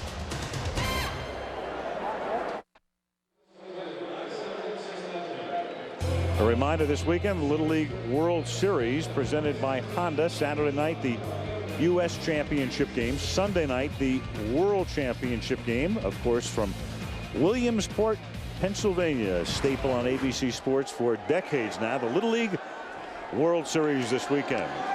49ers taking over on downs, and on first down it's Rattay who gets taken down from behind, and that's Bertrand Berry, who earlier tonight, and when you think about it, that was a gigantic play with a flag thrown. It led to the 49ers not having to punt, picking up a field goal, and they lead now by 2 points. So Berry makes the play here. Let's go to Melissa. All right, Al. Well, at the end of last season, Terrell Owens was unhappy to the point where he asked to be put on the expansion list. But then head coach Steve Mariucci came to see you in Atlanta to discuss your relationship. What about that meeting changed your feelings? I think it was a good gesture on his behalf, and I just want to come in with the season with a new slate, and just put everything behind me, and just try to have a productive 2002 season. I know everything that I'm gonna do on the field is going to be vital, and I'm an important part of the offense. So I just try to just put everything behind me and move forward. Well, one of your goals this season is to become a more vocal team leader. How are you going to go about doing that? It's going to be tough because I don't really speak a lot. I speak my mind, but I'm not a rah-rah type of guy. But I let my plays on the field do the talking to me. Much to the chagrin of the 49ers, you played in the USBL this summer. What was that experience like, and how did it help you?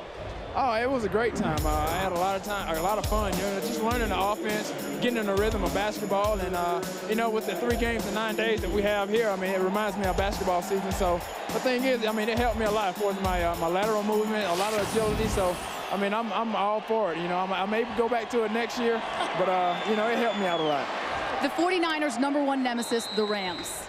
Do you guys have what it takes to dethrone them? Well, I think we just got to take it one game at a time, and when they come up, we got to be prepared for them. Obviously, they're a great team. They got a lot of weapons on offense, and Bruce, Warner, and Falk. So I think defensively, we're going to be great. We got some fast guys on defense this year, so it should be a close game. Good luck this season. All right, thank you. Al, one of T.O.'s other goals this season to get 2,000 receiving yards, which would, of course, break Jerry Rice's record. You know what? He'd need 125 a game, and tonight he had 123. Jason Baker to kick.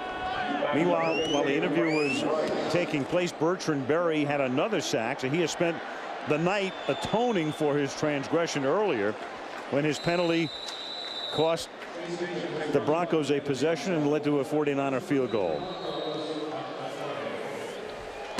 7:35 left in the 4th period. It remains 9-7 San Francisco.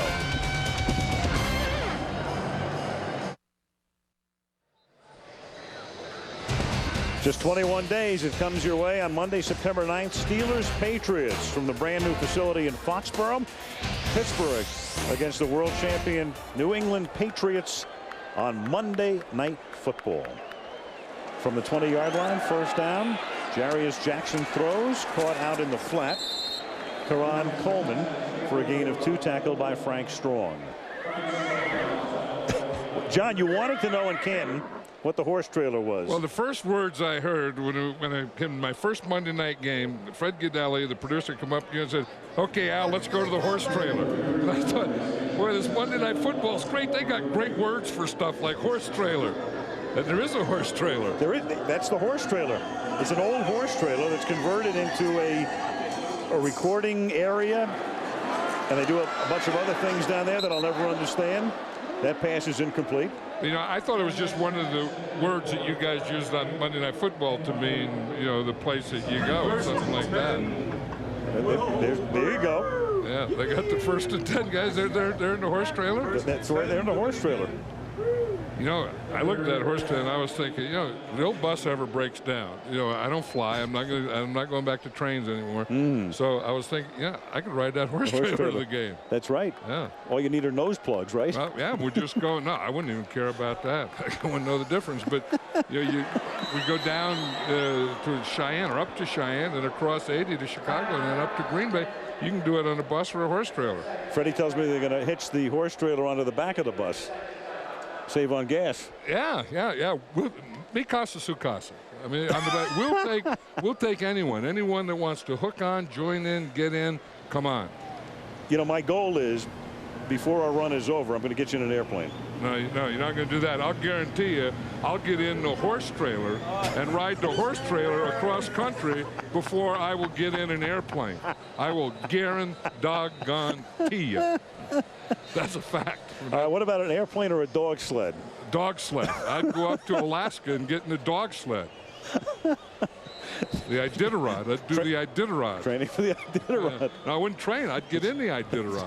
It's a new career. Yeah, but the horse trailer, you know what we ought to do? We ought to have like a player of the game and put him in the horse trailer. You know, and at the end of the year, you'd have a Monday night Hall of Fame, horse trailer Hall of Fame. And the guy plays so well, he makes the horse trailer. It takes the place of the turducken. It's as simple as that. Yeah. No more Thanksgiving games. Yeah, no, and then you put the guy's picture up in the horse trailer, and then you just load them all the way, load them up, and carry them all the way across the country. Across the country, you have that sign.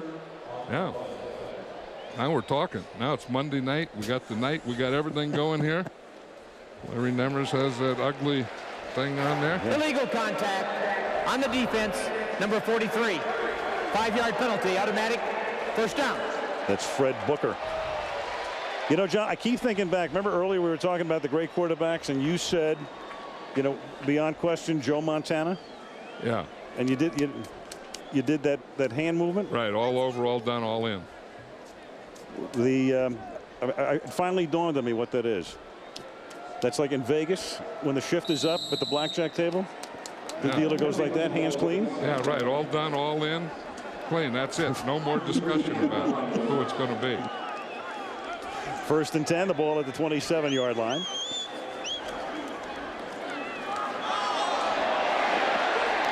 Jackson hangs it up. Intended for Rice. It's incomplete, and that's Mike Rumpf, the #1 draft choice.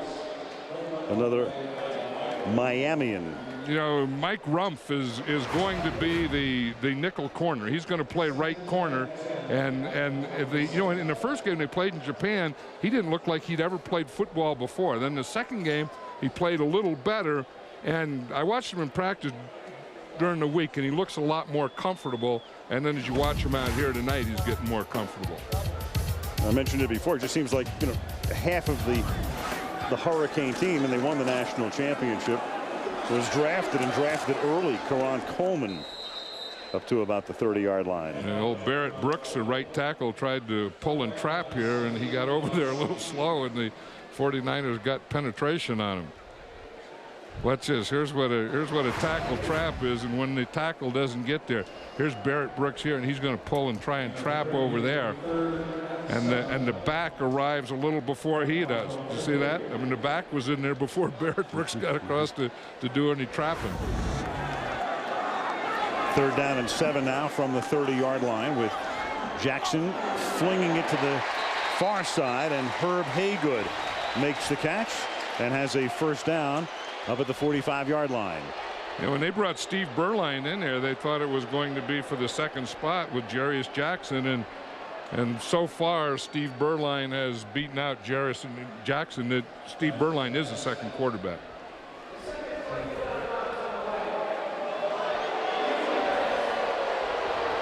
There is a look at Terrell Davis. It is not a first down. And the crowd is looking at the replay. They're going to rule that he was out of bounds. And the way the crowd is responding, I wouldn't be surprised to see Shanahan challenge the call here. And that will be the case. So he initially called it a first down. It looked like a catch. And you see Mike Shanahan picking up the flag that he threw out there. And you have to have the catch and come down with both feet in bounds. Hard to tell right there. That's kind of a thin line over there too. But on the play, if the pass was incomplete on the sideline, we'll review the play. All right, we're going to check it out again, and of course it's both feet in, and it's also possession. Now that looked like both feet, didn't it? It looked like he got both feet down. Right one definitely, and left one looks like he drags it. He has control. Control's not an issue. And that left foot, I don't know if that left foot is on the line or not, huh? Mm-hmm. It's a left foot we're talking about. The right foot's okay. Yep. So it's that left foot right there. All right, so that's what they have to use to determine whether they can overturn this or not. Again, we are outside the 2-minute mark, so this is a coach's challenge. Another look again. Larry Nemers in the hood. Yeah, I saw the one that I thought it was good. I thought I saw with a left foot. I don't know, right there you lose it there, and then and that line is so thin. Usually that border line is a wider or thicker line. It is. This is a very thin line. It's a preseason line. I look at it there. It looks like his left foot was on the line. I mean, I would be surprised if they would overturn this. Right, because remember, he has to see conclusive evidence to overturn the call. I mean, had the call been that it was a catch, and let's say Mariucci would have challenged, you still probably wouldn't have had enough evidence to overturn that call. And this works in reverse. Since he was called no good, it will probably stay no good. Yeah, I would guess, or I would think it would stay no good. I would think it should stay no good because he's basically looking at the same things that we've looked at. And if I saw anything, I mean, one time I thought that he didn't step on the line. Then I saw another time where I thought he did step on the line. But I saw more times where I thought he stepped in the line with his left foot than didn't step in the line. Has to have indisputable visual evidence, and it's disputable. Let's put it that way. He may be going to overturn this because he did, you know, he came out of the hood, and now he's talking about where he's going to spot the ball. So if you're going to make it incomplete, you wouldn't worry about where you're going to spot the ball.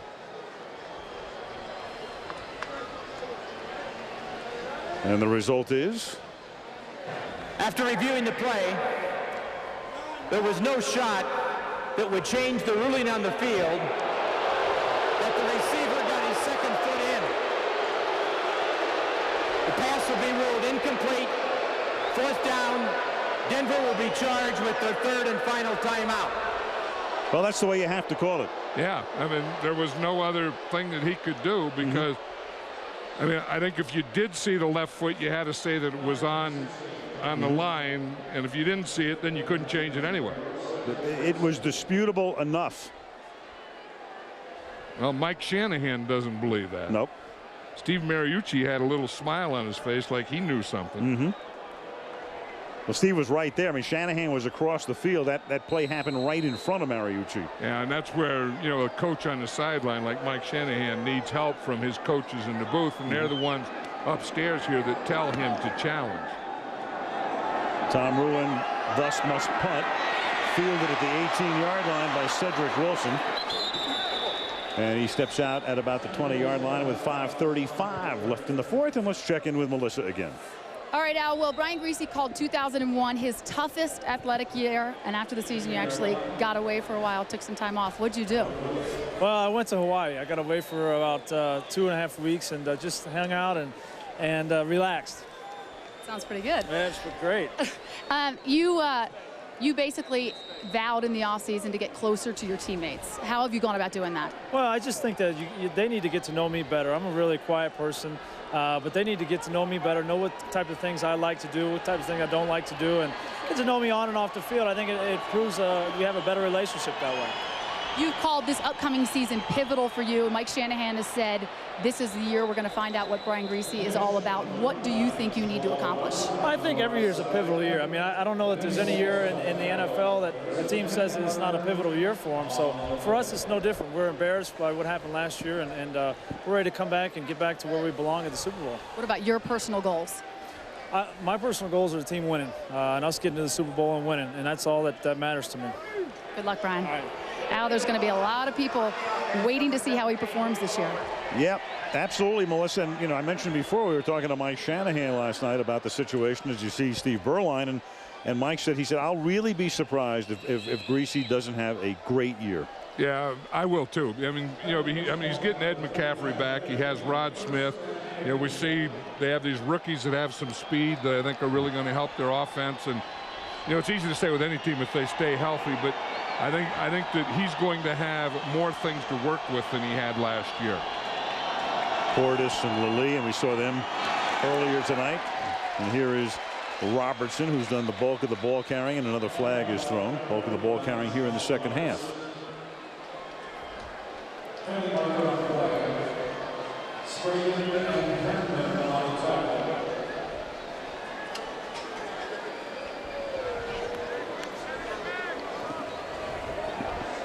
You know, one of the things Brian Greasy was talking about, though, is getting to know the players better. There were only 6 men on the offense on the line of scrimmage.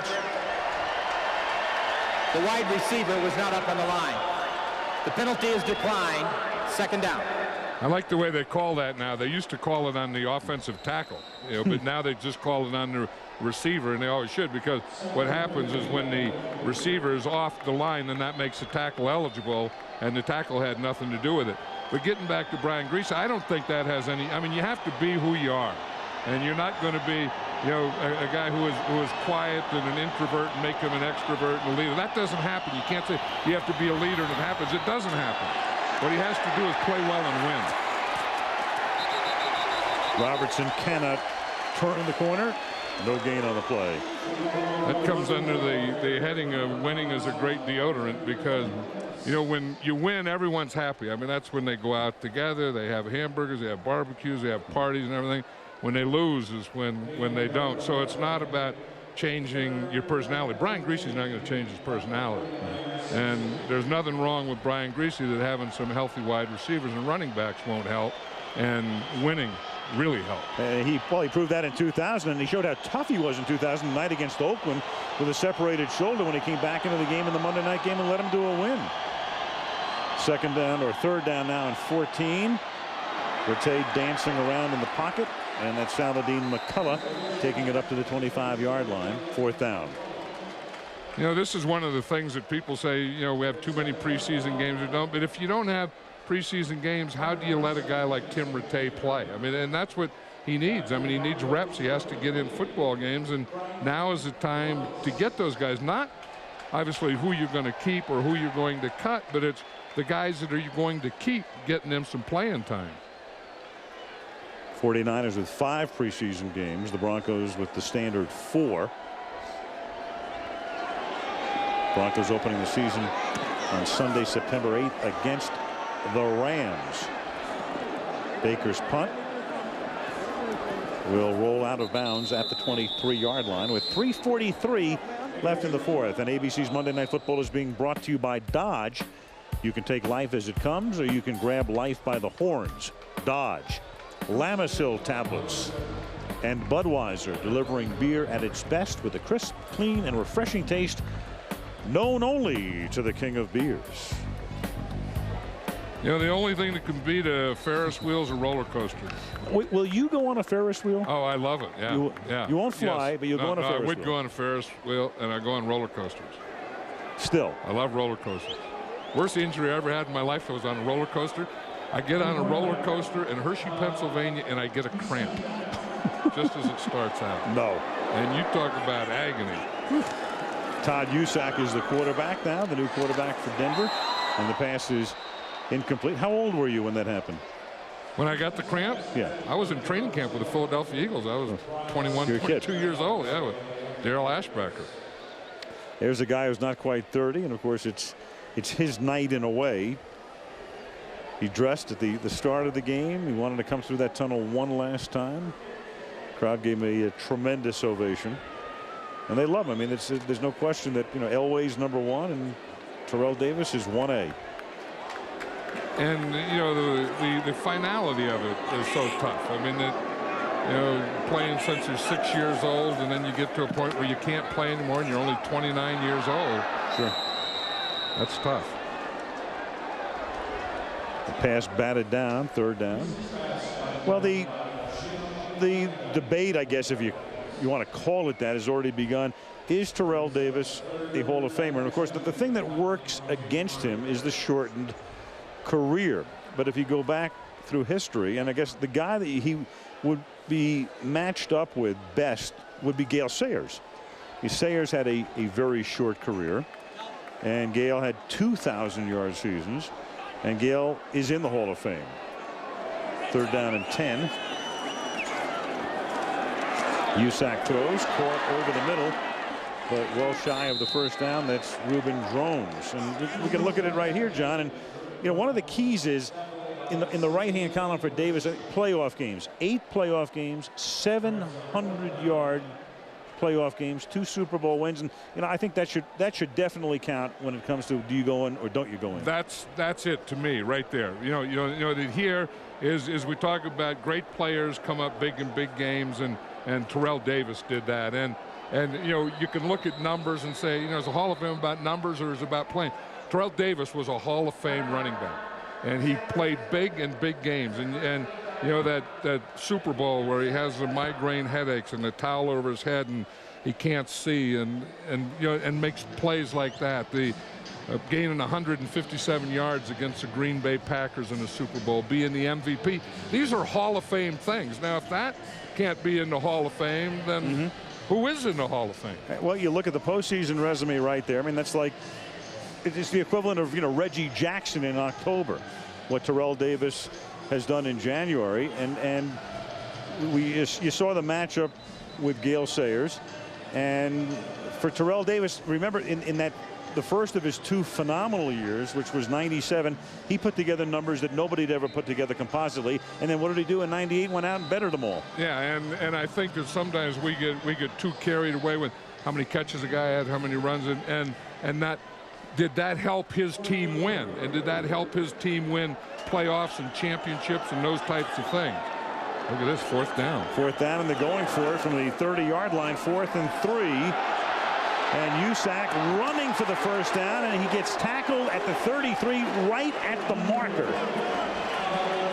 Well, he better have known where that marker was, because you can't leave that one short, and he didn't. That was there was going to be a collision there, and he had his 4th down, so he has to get to the other side of the marker, and he knows that there's going to be a collision, and he wants to get out of bounds, but he still has to get that 1st down. Now he has to get to the yellow line.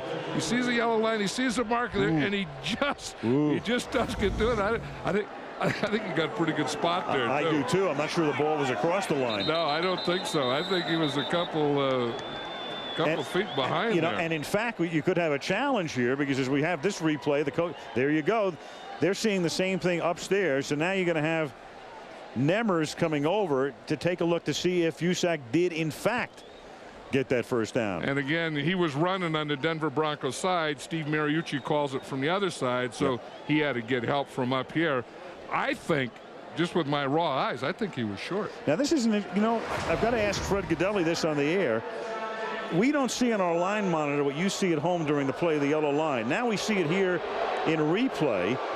And when Nemmers goes into the hood, does he see the yellow line? The yellow line's unofficial anyway. He will see this replay. But remember, the yellow line is unofficial, even though it's within. But watch where millimeter. Where that official. Watch where the ball. It's where the ball is when he goes out. See, that's where you spot it. Now watch where he went out, and watch this official where he puts his foot. When the official comes up here, he puts his foot about a half a yard in front of where the ball goes out. Now watch it here. You see, he has to get to that line. You can even look at the hash mark. The ball doesn't. Now watch when the official comes up. The official is going to mark it in front of where the ball went out. Watch the official here. Yeah. See, now the ball went out before the line. Now watch his foot. He's going to go there, then he's going to take another step. Oop, we stopped. He takes another step. There, that's it. Yeah. He spots it in front, and the spot is really a half a yard off of where he went out. So when Nemmers looks at this, I think that is fairly conclusive. You can see that the ball really never gets across the hash that marks the 33-yard line, which is where the sticks are actually beyond the 33. Right, so you could use that hash mark or that yellow line, and he has to get to that hash mark. And again, they spot it where the ball is. So it's right there where the ball is. The ball didn't get to that hash mark. Now the official put his foot where the ball didn't get to. See where he's spotting it there? So this will determine whether Denver can keep the drive alive in a game in which they're trailing by 2 points, or whether the 49ers will get the ball. And if the 49ers get the ball, Denver does not have a timeout left. So the only time the clock would be stopped is at the 2-minute warning. And this was a heck of a challenge. I mean, this is a good type of thing to challenge. You know, I mean, you say it's only a yard here or there, but it's 4th down or 1st down. Right. 49ers can pretty much run the clock out if they take over. After reviewing the play, the runner for Denver did not reach the yard to gain. He was short. The ball will be spotted at the 32.5-yard line. It'll be 1st down, San Francisco. Look at Steve Mariucci. He's so proud of himself. That's good. Well, he's warming up for the regular season too. But that's a big one. Yeah. And you know, preseason count don't count. That could be the play, the call that won the game. Now, Husak has to know that even though there is a collision coming, you know, you have to get past that 1st down marker, and you have to always know where the 1st down marker is. Sure. Now, Jimmy Williams made the play there. Denver doesn't have a timeout. If I'm the 49ers right here, and you're really thinking ahead, if you can run a play off here that takes at least 9 seconds, you will not have to run another play off before the 2-minute warning. No, and I'm sure that's exactly what the 49ers will do. This will be a running play situation. Well, they'd run it right through the middle, and now they're going to have to run a play. I was thinking you'd run around for a while to kill at least 9 seconds and take you down to the 2-minute warning. Now they're going to have to run a play because the 40-second clock will expire before the 2-minute warning. Right. They're 1 second off. It's going to expire by 1 second. Had that play lasted 1 second more, then they would have had the situation that you were talking about. Yep. So now they'll have to run a play, and then the clock will automatically stop at the 2-minute warning. So it's 2nd down and 8 from the 30-yard line.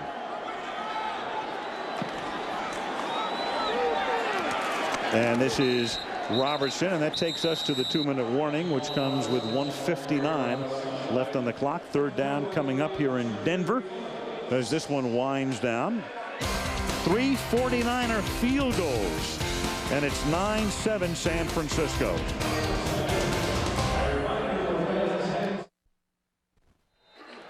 On ESPN.com, keep up to date with John's travels on the Madden Cruiser at ESPN.com. Keyword All Madden.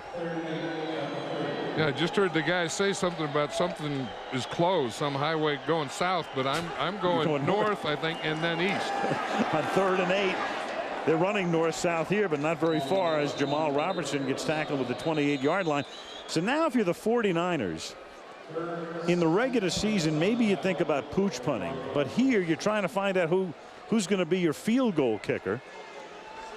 And this is one of the things that Steve Mariucci wanted. I mean, you know, that he was going to let the kickers alternate, kick every other one, and so you want a lot of every other ones, although you still want to get 1st downs and score touchdowns. So 46-yard field goal attempt. If he misses, Denver would get the ball at the 28-yard line for Cortez, who's 2 for 2 tonight.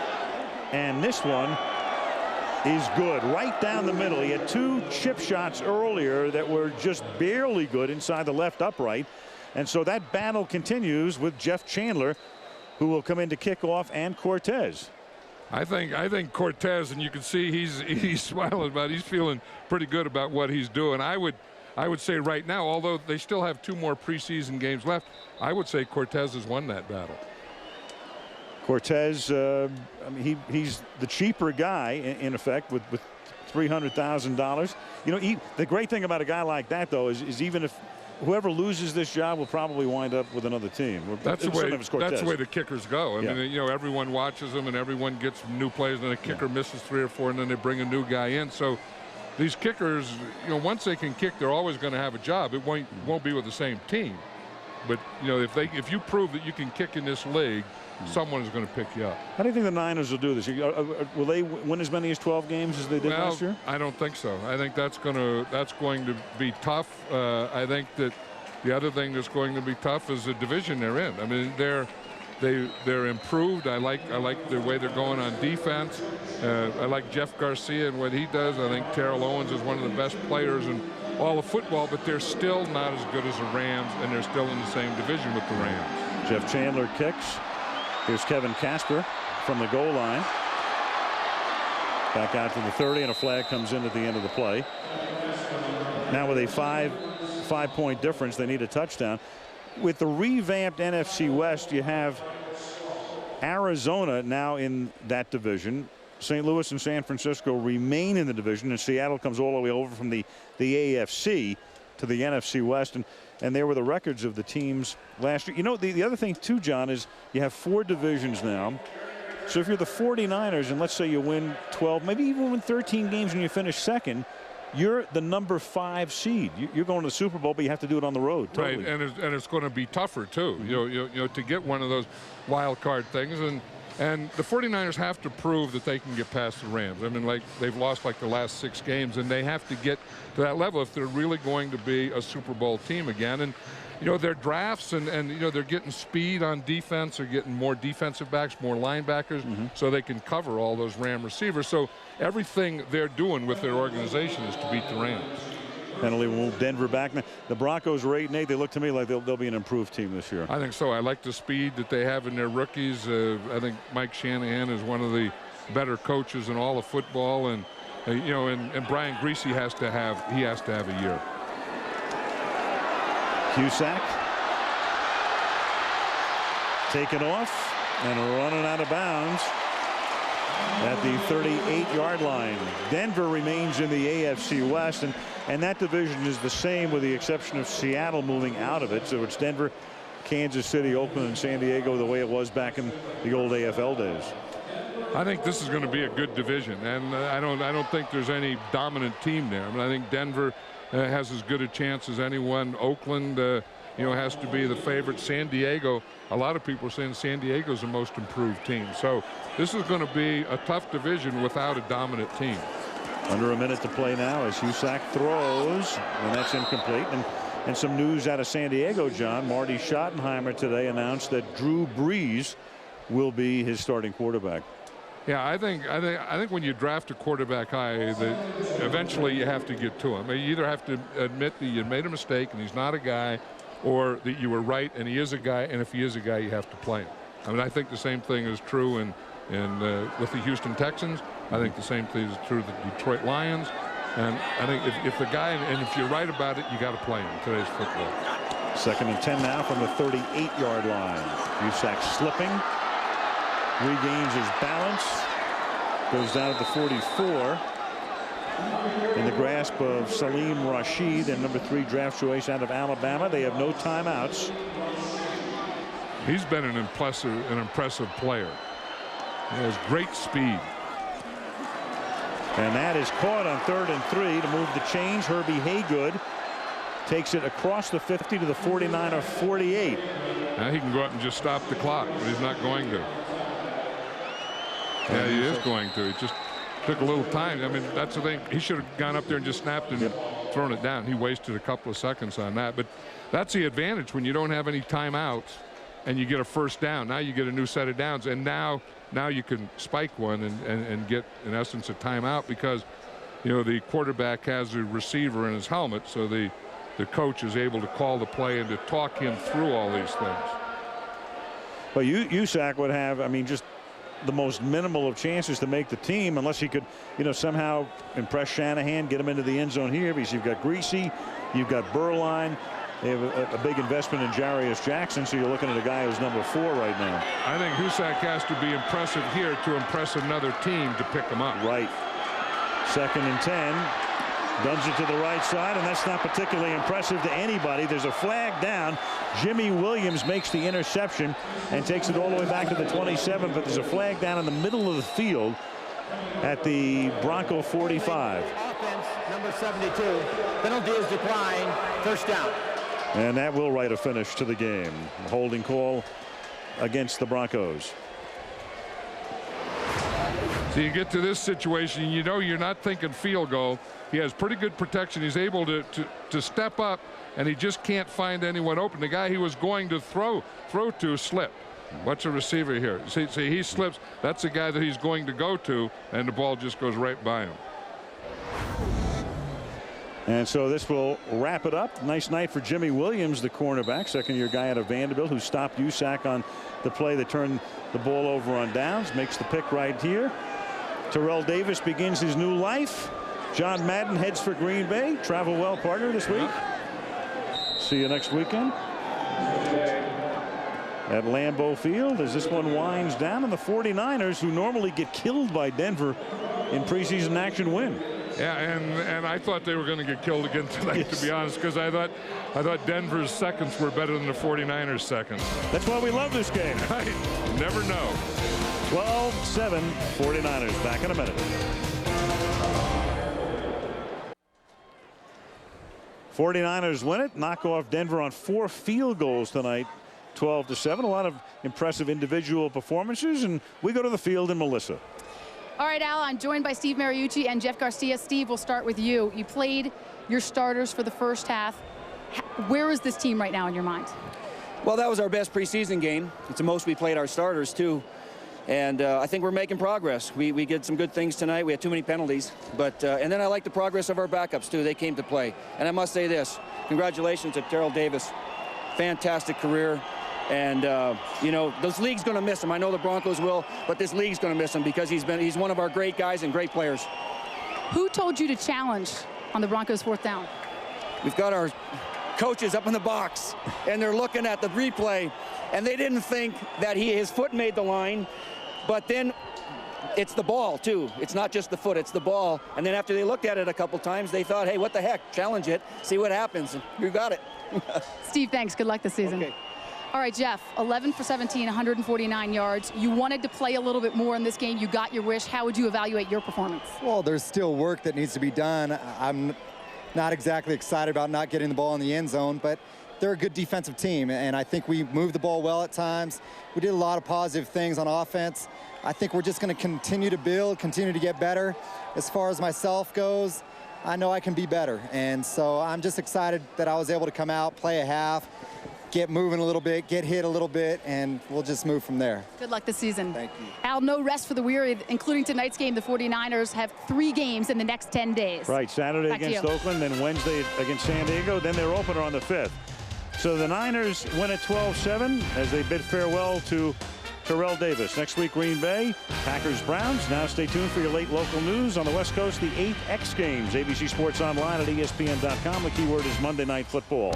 Al Michaels, John Madden, Melissa Stark saying good night from Denver.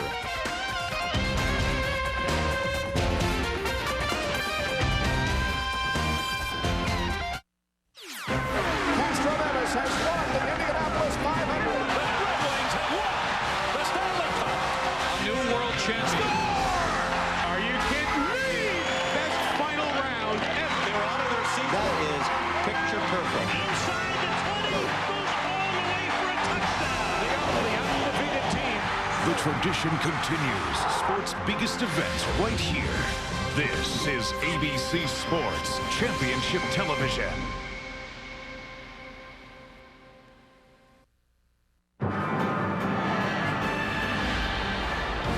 ABC Sports thanks you for watching this presentation of the National Football League.